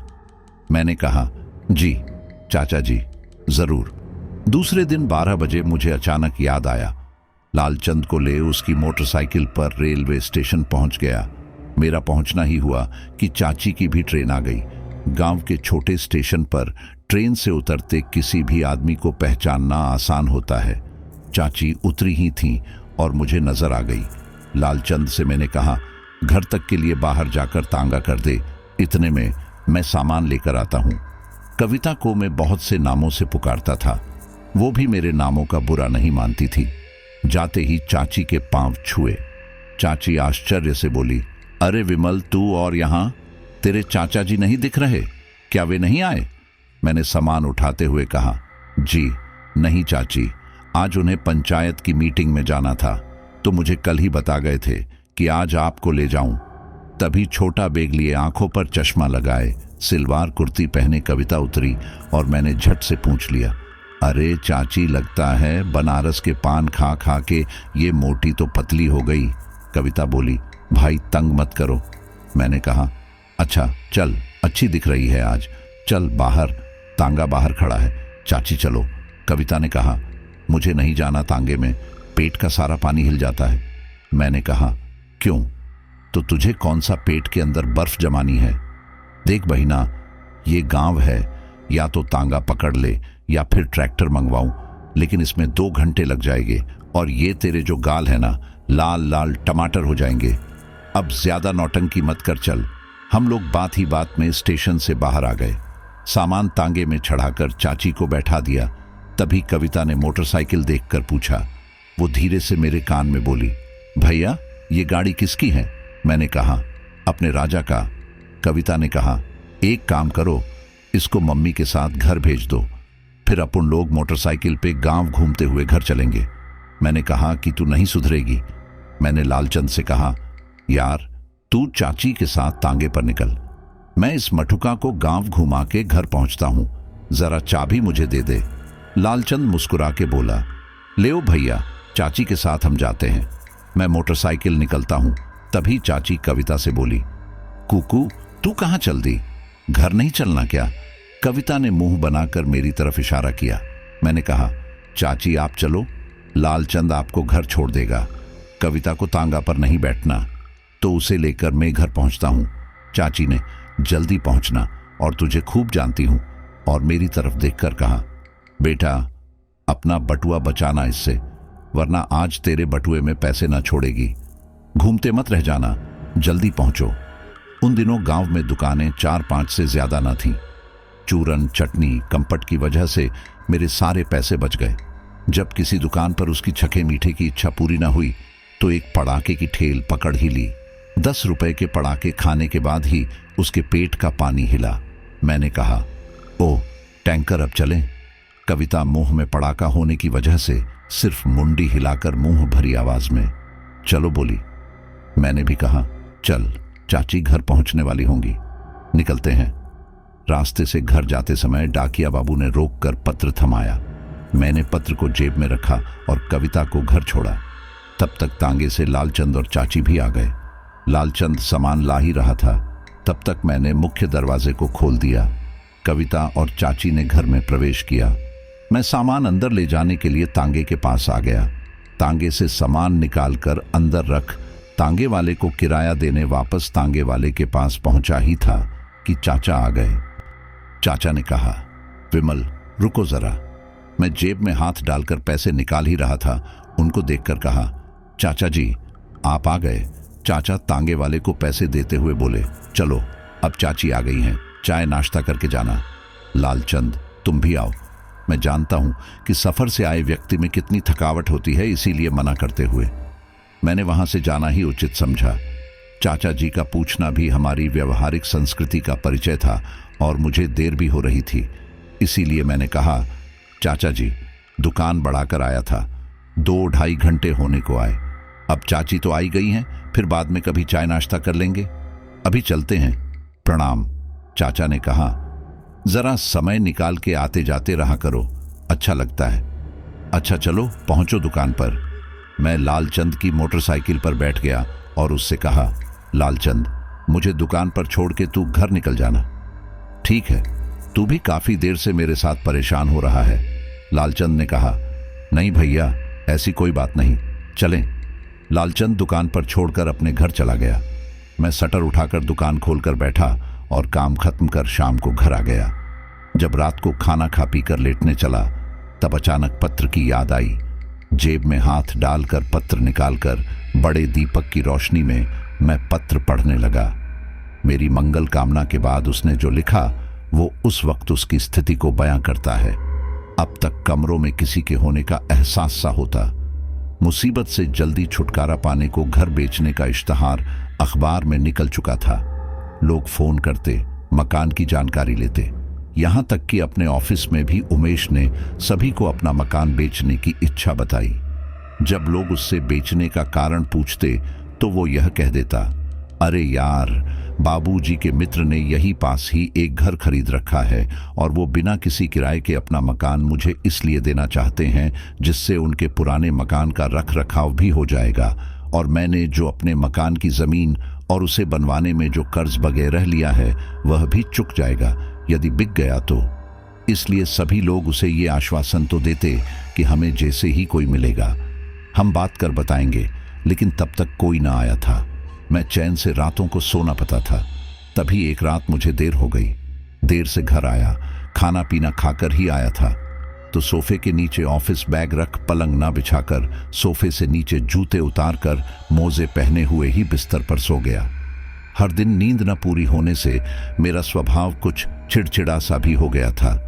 मैं जानता था रात को फिर सौर होगा, नींद खुलेगी, इसलिए नींद पूरी करने की वजह से मैं आज रात जल्दी सो गया। मुझे याद है विमल, मैंने उस दिन रात में एक ख्वाब देखा कि मैं अपने पापा का स्कूटर लेकर तेरे यहां जा रहा हूं।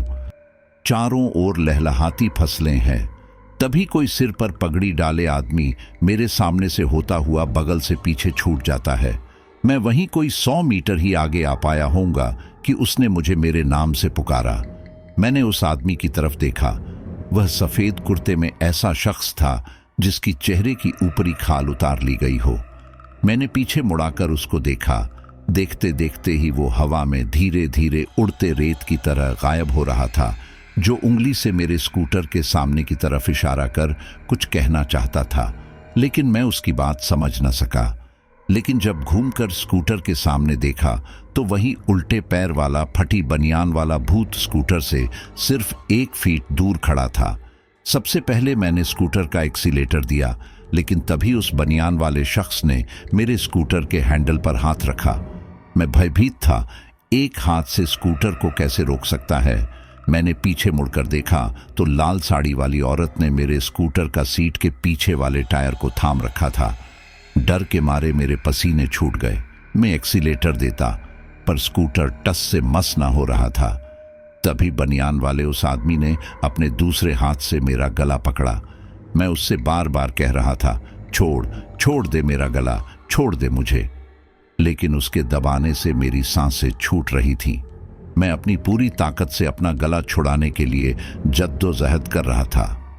जब मुझसे कुछ न हुआ और मुझे लगा कि अब मेरी जान चली जाएगी, तो मैंने उस शख्स की ही गर्दन दबाना शुरू कर दिया और एक हाथ से अपनी गर्दन छुड़ाने लगा। तो तभी मुझे हनुमान जी की एक लाइन याद आई, पूरा हनुमान चालीसा तो तू भी जानता है यार, मुझे नहीं आता। बस ज्यों ही मैंने ये पढ़ा कि भूत पिशाच निकट नहीं आवे, महावीर जब नाम सुनावे, बस मेरे सामने अब कमरे में जलता बल्ब था।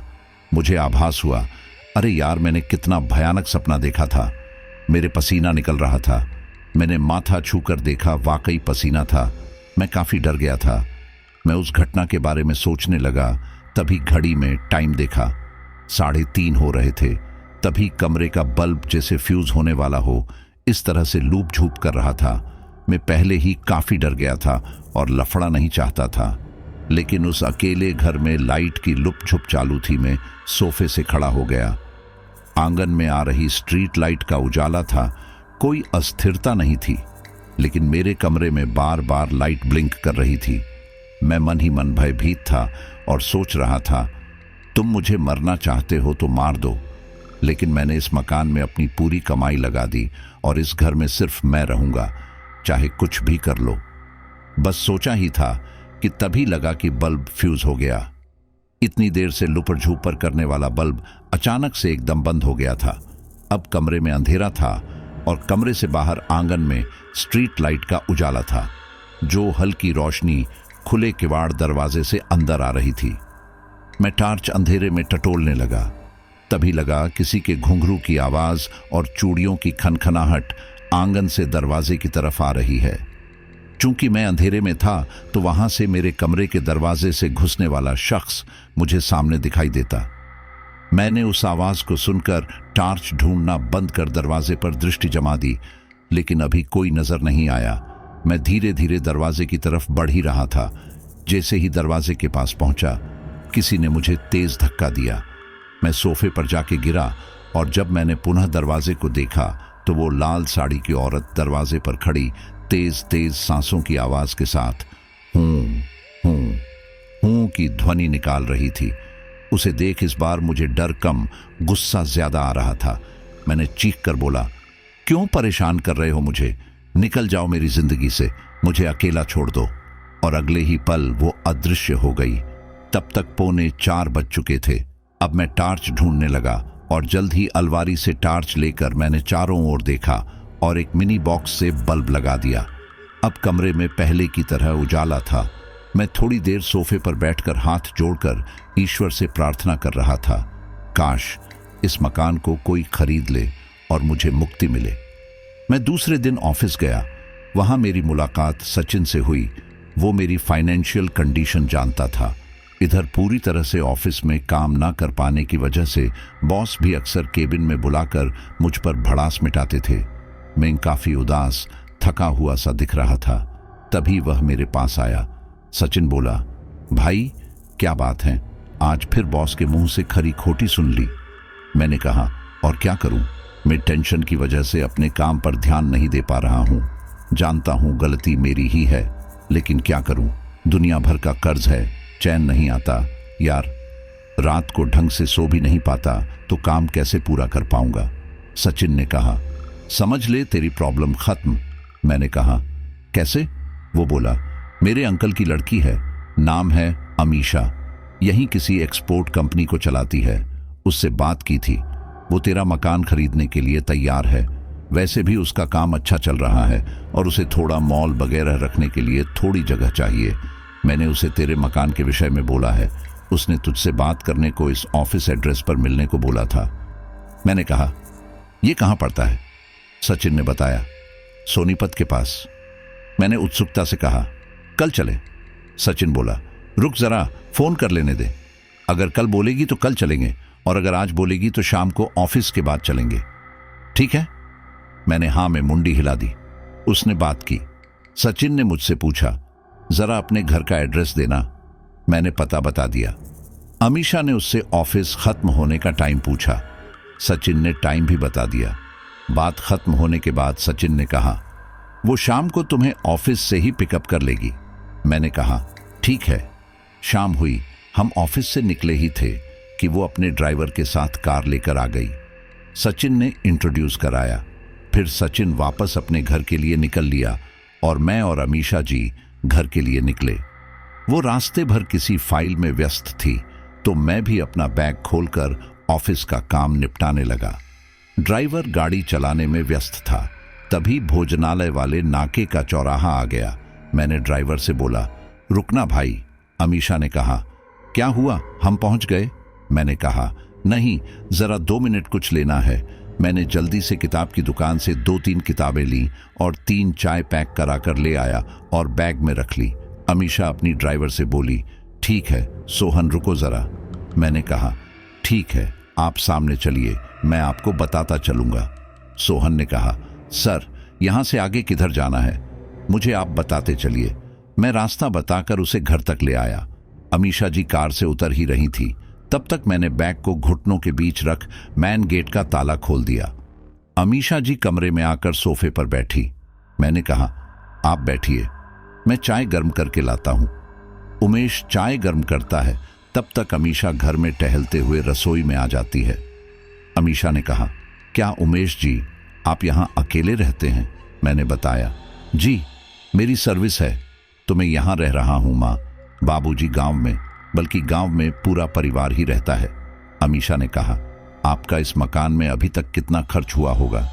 मैंने कहा, जी तकरीबन 4 लाख, अभी भी पूरा नहीं हुआ।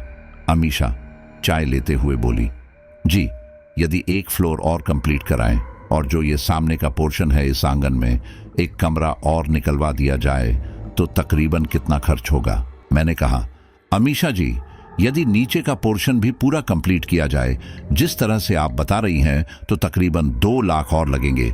इस तरह से पूरा खर्च सिंगल फ्लोर का खर्चा ही 6 लाख बैठेगा और यदि सेकंड फ्लोर कवर किया तो लगभग 12 लाख के आसपास।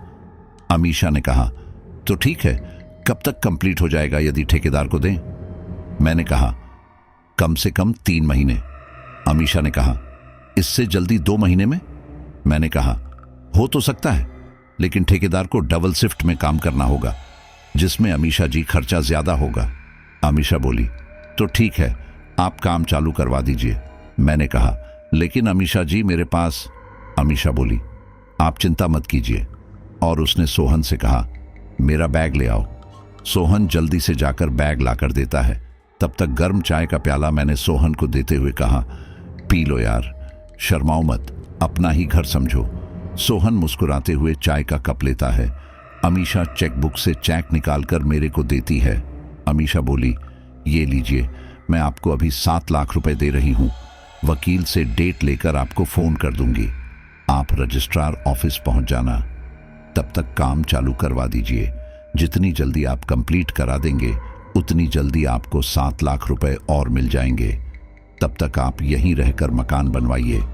जैसे ही कंप्लीट हो जाएगा उतनी जल्दी आप यहां से पेमेंट लेकर फ्री हो सकते हैं। ठीक है, और कोई समस्या? मैंने कहा, जी नहीं जी, मैं कल से ही काम चालू करवा देता हूं। अमीशा बोली, अच्छी बात है, अब मुझे आज्ञा दीजिए। कार तक अमीशा को छोड़ने के बाद अमीशा कार से रवाना हो जाती है। फिर घर के भीतर से ठेकेदार को फोन करता हूं। ठेकेदार कल सुबह आने की कहता है। उमेश सुबह ठेकेदार से बात करता है। ऑफिस फोन कर बॉस को ना आने की सूचना भिजवाकर पूरे दिन मकान के सामान की व्यवस्था करता है और शाम तक ठेकेदार 30 आदमी की व्यवस्था करके और मशीन लेकर आ जाता है। ईंट के ट्रक भट्टे से आ जाते हैं, रेत सीमेंट आदि की व्यवस्था हो जाती है। एक जनरेटर आपातकालीन स्थिति के लिए मंगवा लिया जाता है। इलेक्ट्रिशियन पूरे घर में लाइट की व्यवस्था इस प्रकार कर देता है कि रात में काम करने वाले मजदूरों को दिक्कत ना आए। कुल मिलाकर रात्रि 9 बजे तक काम चालू हो जाता है। उमेश के पास अब अपने मकान की पूरी कीमत निकलने के बाद भी 3 लाख की बचत हो रही थी। उमेश ने सोचा, यदि मकान 2 महीने में कंप्लीट करवा दिया तो मकान की कीमत के बाद भी कम से कम 2 लाख अतिरिक्त बचत होगी। अतः उसने दूसरे दिन ऑफिस से 1.5 महीने की लीव ली और पूरी शिद्दत से मकान बनवाने में लग गया। 6 दिन बाद अमीशा जी का फोन आया और रजिस्ट्री के लिए बुलवाया।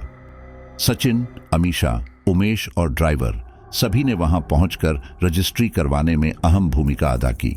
गवाहों के लिए हमारे साथ अतिरिक्त 2 लोग अमीशा की एक्सपोर्ट कंपनी से आ गए। आखिरकार शाम तक वहां से निपट के सभी उमेश के घर आ गए। अमीशा ने घर आकर देखा तो गेट से ही घुसते समय जो आंगन था अब उसकी दीवारें खड़ी हो चुकी थीं और उसने एक हॉल का रूप ले लिया था। अभी छत बनाना बाकी था और ऊपर छत तक जाने का जीने और छत की दीवारें उठाने का काम चालू था। अमीशा देखकर खुश हुई। उसने तेजी से हो रहे काम को देखकर कहा, वाकई आपने अच्छी तरह से काम कराया है। मुझे खुशी है कि आप पूरी लगन से ये काम कर रहे हैं। इसके लिए आपने ऑफिस तक से छुट्टी ले ली। मुझे सचिन जी ने बताया। आपकी लगन देखकर मेरा भी मन करता है कि आपके काम में कुछ सहयोग दे सकूं। वैसे अगर आपको कोई ऐतराज ना हो तो ये है मेरी काफ़ी क्लोज फ्रेंड है सोनिका। ये एक इंटीरियर डिज़ाइनर है। मैं हाथ जोड़कर सोनिका से अभिवादन करता है। अमीशा ने कहा, ये आपके साथ यहाँ रहकर इंटीरियर डिज़ाइन करेगी। मैं चाहती हूँ नीचे की किचन, कमरे सभी गोदाम का माल रखने हेतु इस्तेमाल किए जाएं और ऊपर के पोर्शन को 2 लोगों के रहने हेतु डिज़ाइन किया जाए। आपको कोई ऐतराज़ तो नहीं? उमेश ने कहा। नहीं मैम, अब घर आपका है, लेकिन आप भी जानते हैं कि मुझे अपना सारा कर्ज चुकाना है और मैं अभी ऐसा करूंगा तो निसंदेह आपके 7 में से 3 लाख ही शेष बचेगा। अगर आप 7 लाख जो बाद में देने वाली थी, यदि उसमें से 4 और मिल जाते तो निश्चित ही मुझे दिक्कत ना आती और मेरे सिर पर से सारा कर्ज भी उतर जाता। अमीशा 4 लाख का चेक और पकड़ाती है और कहती है, आप टेंशन फ्री हो जाइए और काम जल्द से जल्द पूरा कीजिए। आखिरकार काम खत्म होने से 2 दिन पूर्व तकरीबन 1.25 माह बीतने को आए, जब लगभग सारा काम पूरा हो गया। पुताई का काम बाकी था जो चल रहा था। कुछ मजदूर लगातार काम निपटा रहे थे। अमीशा जी फिर आई, काम का निरीक्षण किया और सोनिका से पूछा, सोनिका कोई परेशानी? सोनिका ने कहा, नहीं कोई परेशानी नहीं। इंटीरियर के डिज़ाइन सिलेक्ट भी हो गए और फाइनल कर ऑर्डर डिलीवर भी कर दिया। 4 दिनों में काम पूरा हो जाएगा, सामान भी तब तक आ जाएगा। अमीशा ने कहा, उमेश जी मैं चाहती हूं कि अभी आप सामान के यहां आने तक रुक जाएं। सोनिका को अभी आपकी ज़रूरत होगी और आपके अलावा मैं यहां किसी और पर ट्रस्ट नहीं कर सकती।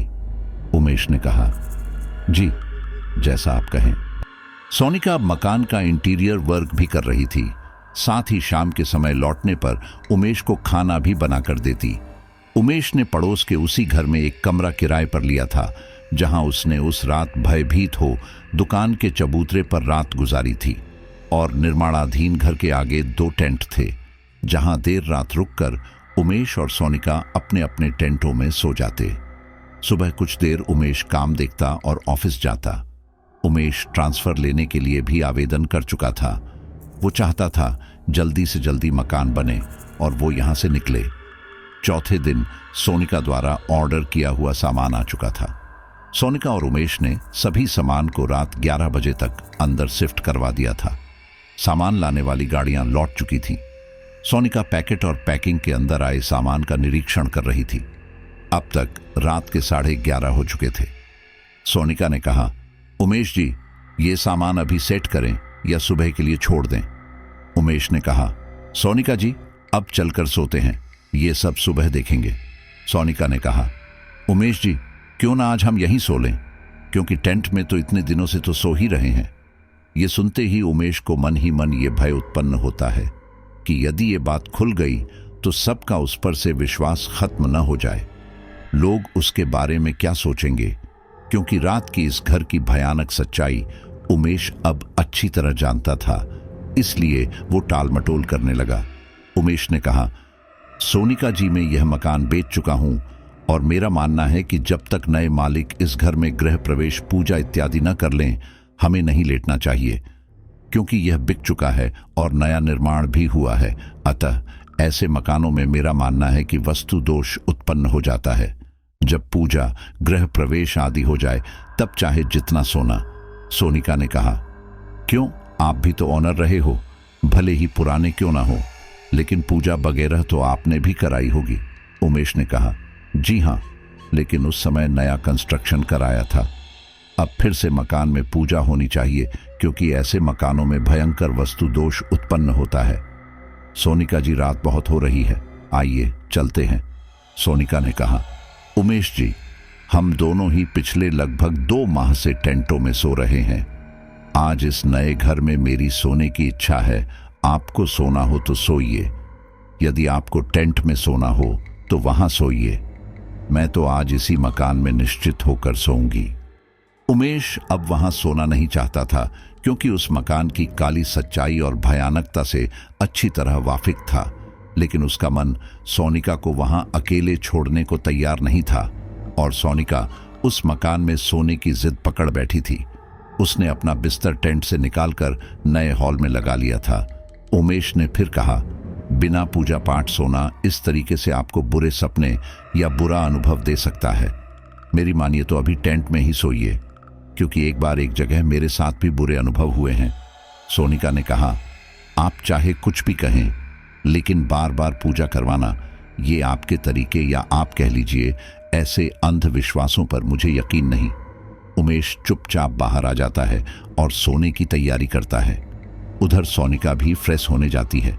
वह नहा ही रही थी कि कमरे में किसी के होने का एहसास उसे नहाते वक्त हुआ, लेकिन उसने सोचा कि शायद उमेश जी भी शायद आ गए होंगे सोने के लिए। नहा धोकर थोड़ी देर बाद वह बाथरूम से निकली, लेकिन कमरे में कोई नहीं था। शायद उमेश जी कुछ लेने आए होंगे, ये सोचकर उसने कमरे का दरवाजा खोलकर यहां वहां देखा, लेकिन कोई नजर नहीं आया। तो किवाड़ की कुंडी लगाकर उसने नाइटी पहनी और लेट गई। कमरे में थोड़ी उमस थी तो उठकर पंखा चालू किया और लेट गई और सो गई। सोए हुए अभी 1 या 1.5 घंटा ही बीता। कुछ फर्श पर खिचड़ने की आवाज आई, लेकिन सोनिका करवट लेकर सोने लगी। 15 मिनट बाद फिर कमरे में किसी के टहलने की आवाज आई, लेकिन थकी हारी सोनिका इस बार भी ना उठी। तभी उसके कान पर फुसफुसाने की आवाज आई। सोनिका की नींद कच्ची हो गई। इस बार वो उस फुसफुसाहट पर ध्यान देने लगी। तभी उसने स्वप्न देखा कि कमरे में कोई आदमी दरवाजे की तरफ मुंह करके और सोनिका की तरफ पीठ करके कुछ कह रहा है या शायद बड़बड़ा रहा है। सोनिका शब्द समझ नहीं पा रही थी तो उसके नजदीक जाती है।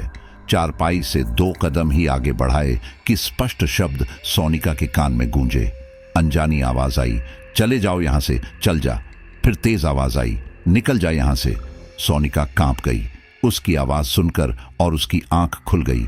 कमरे में उजाला था, लेकिन अकेली सोनिका को वह आवाज और उसकी मौजूदगी उसी कमरे में हुई।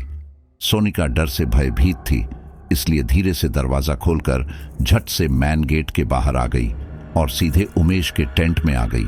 उसने उमेश को जगाना चाहा, लेकिन उसे उमेश की बिना पूजा के घर में लेटने की बात और उमेश की हिदायत याद आ जाती है, इसलिए उमेश को जगाने से खुद को रोक लेती है।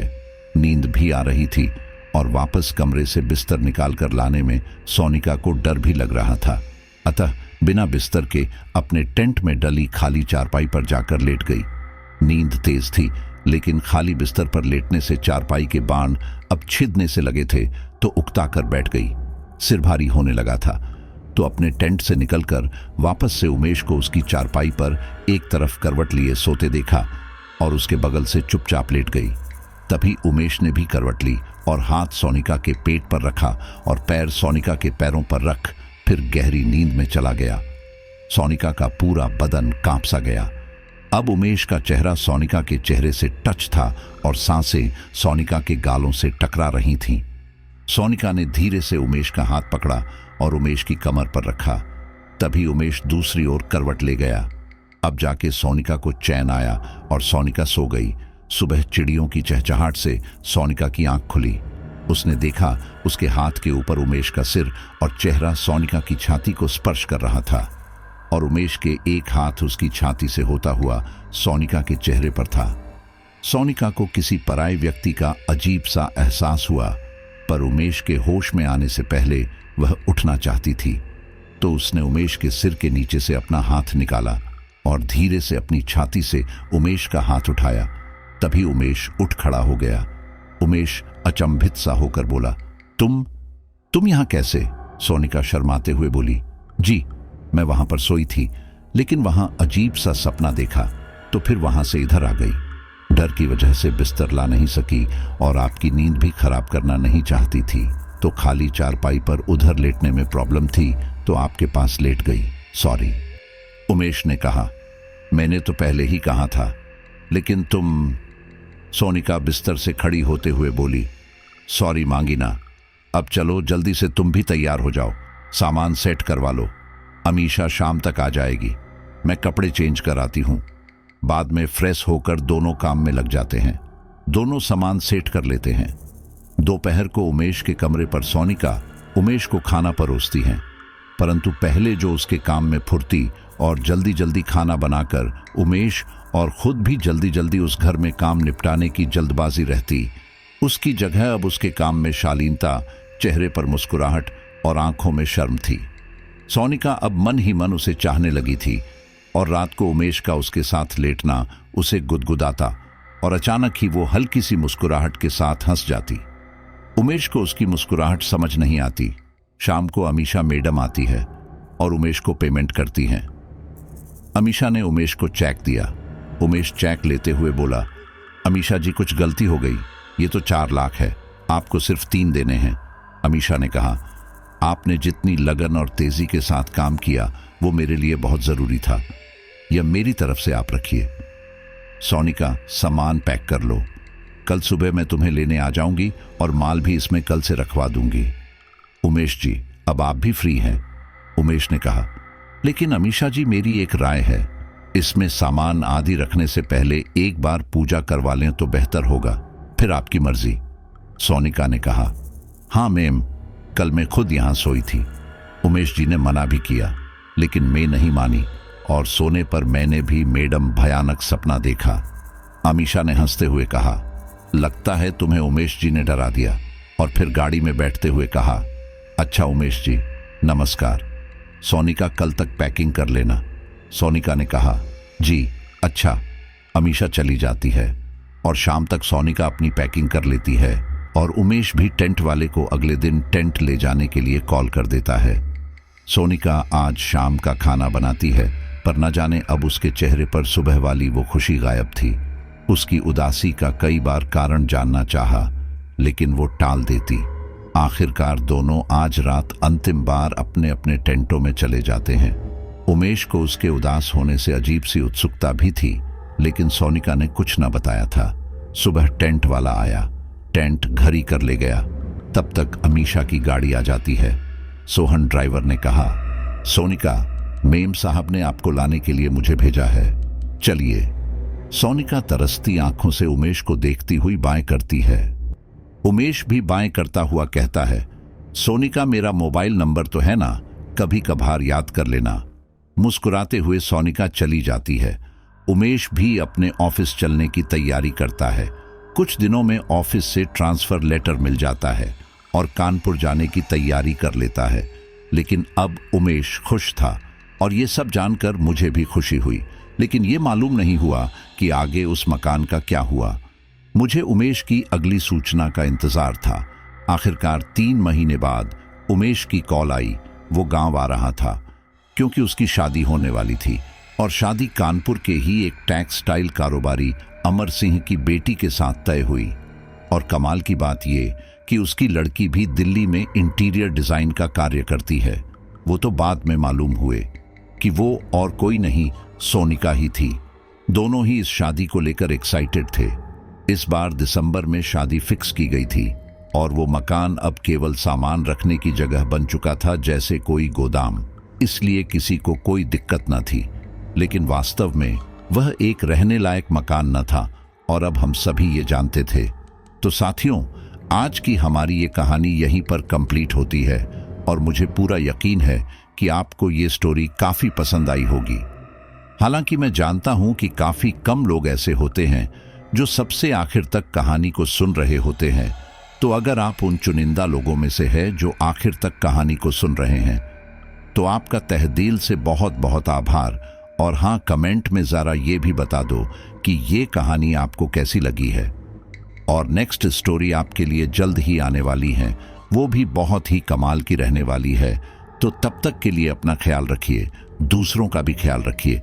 बहुत बहुत धन्यवाद।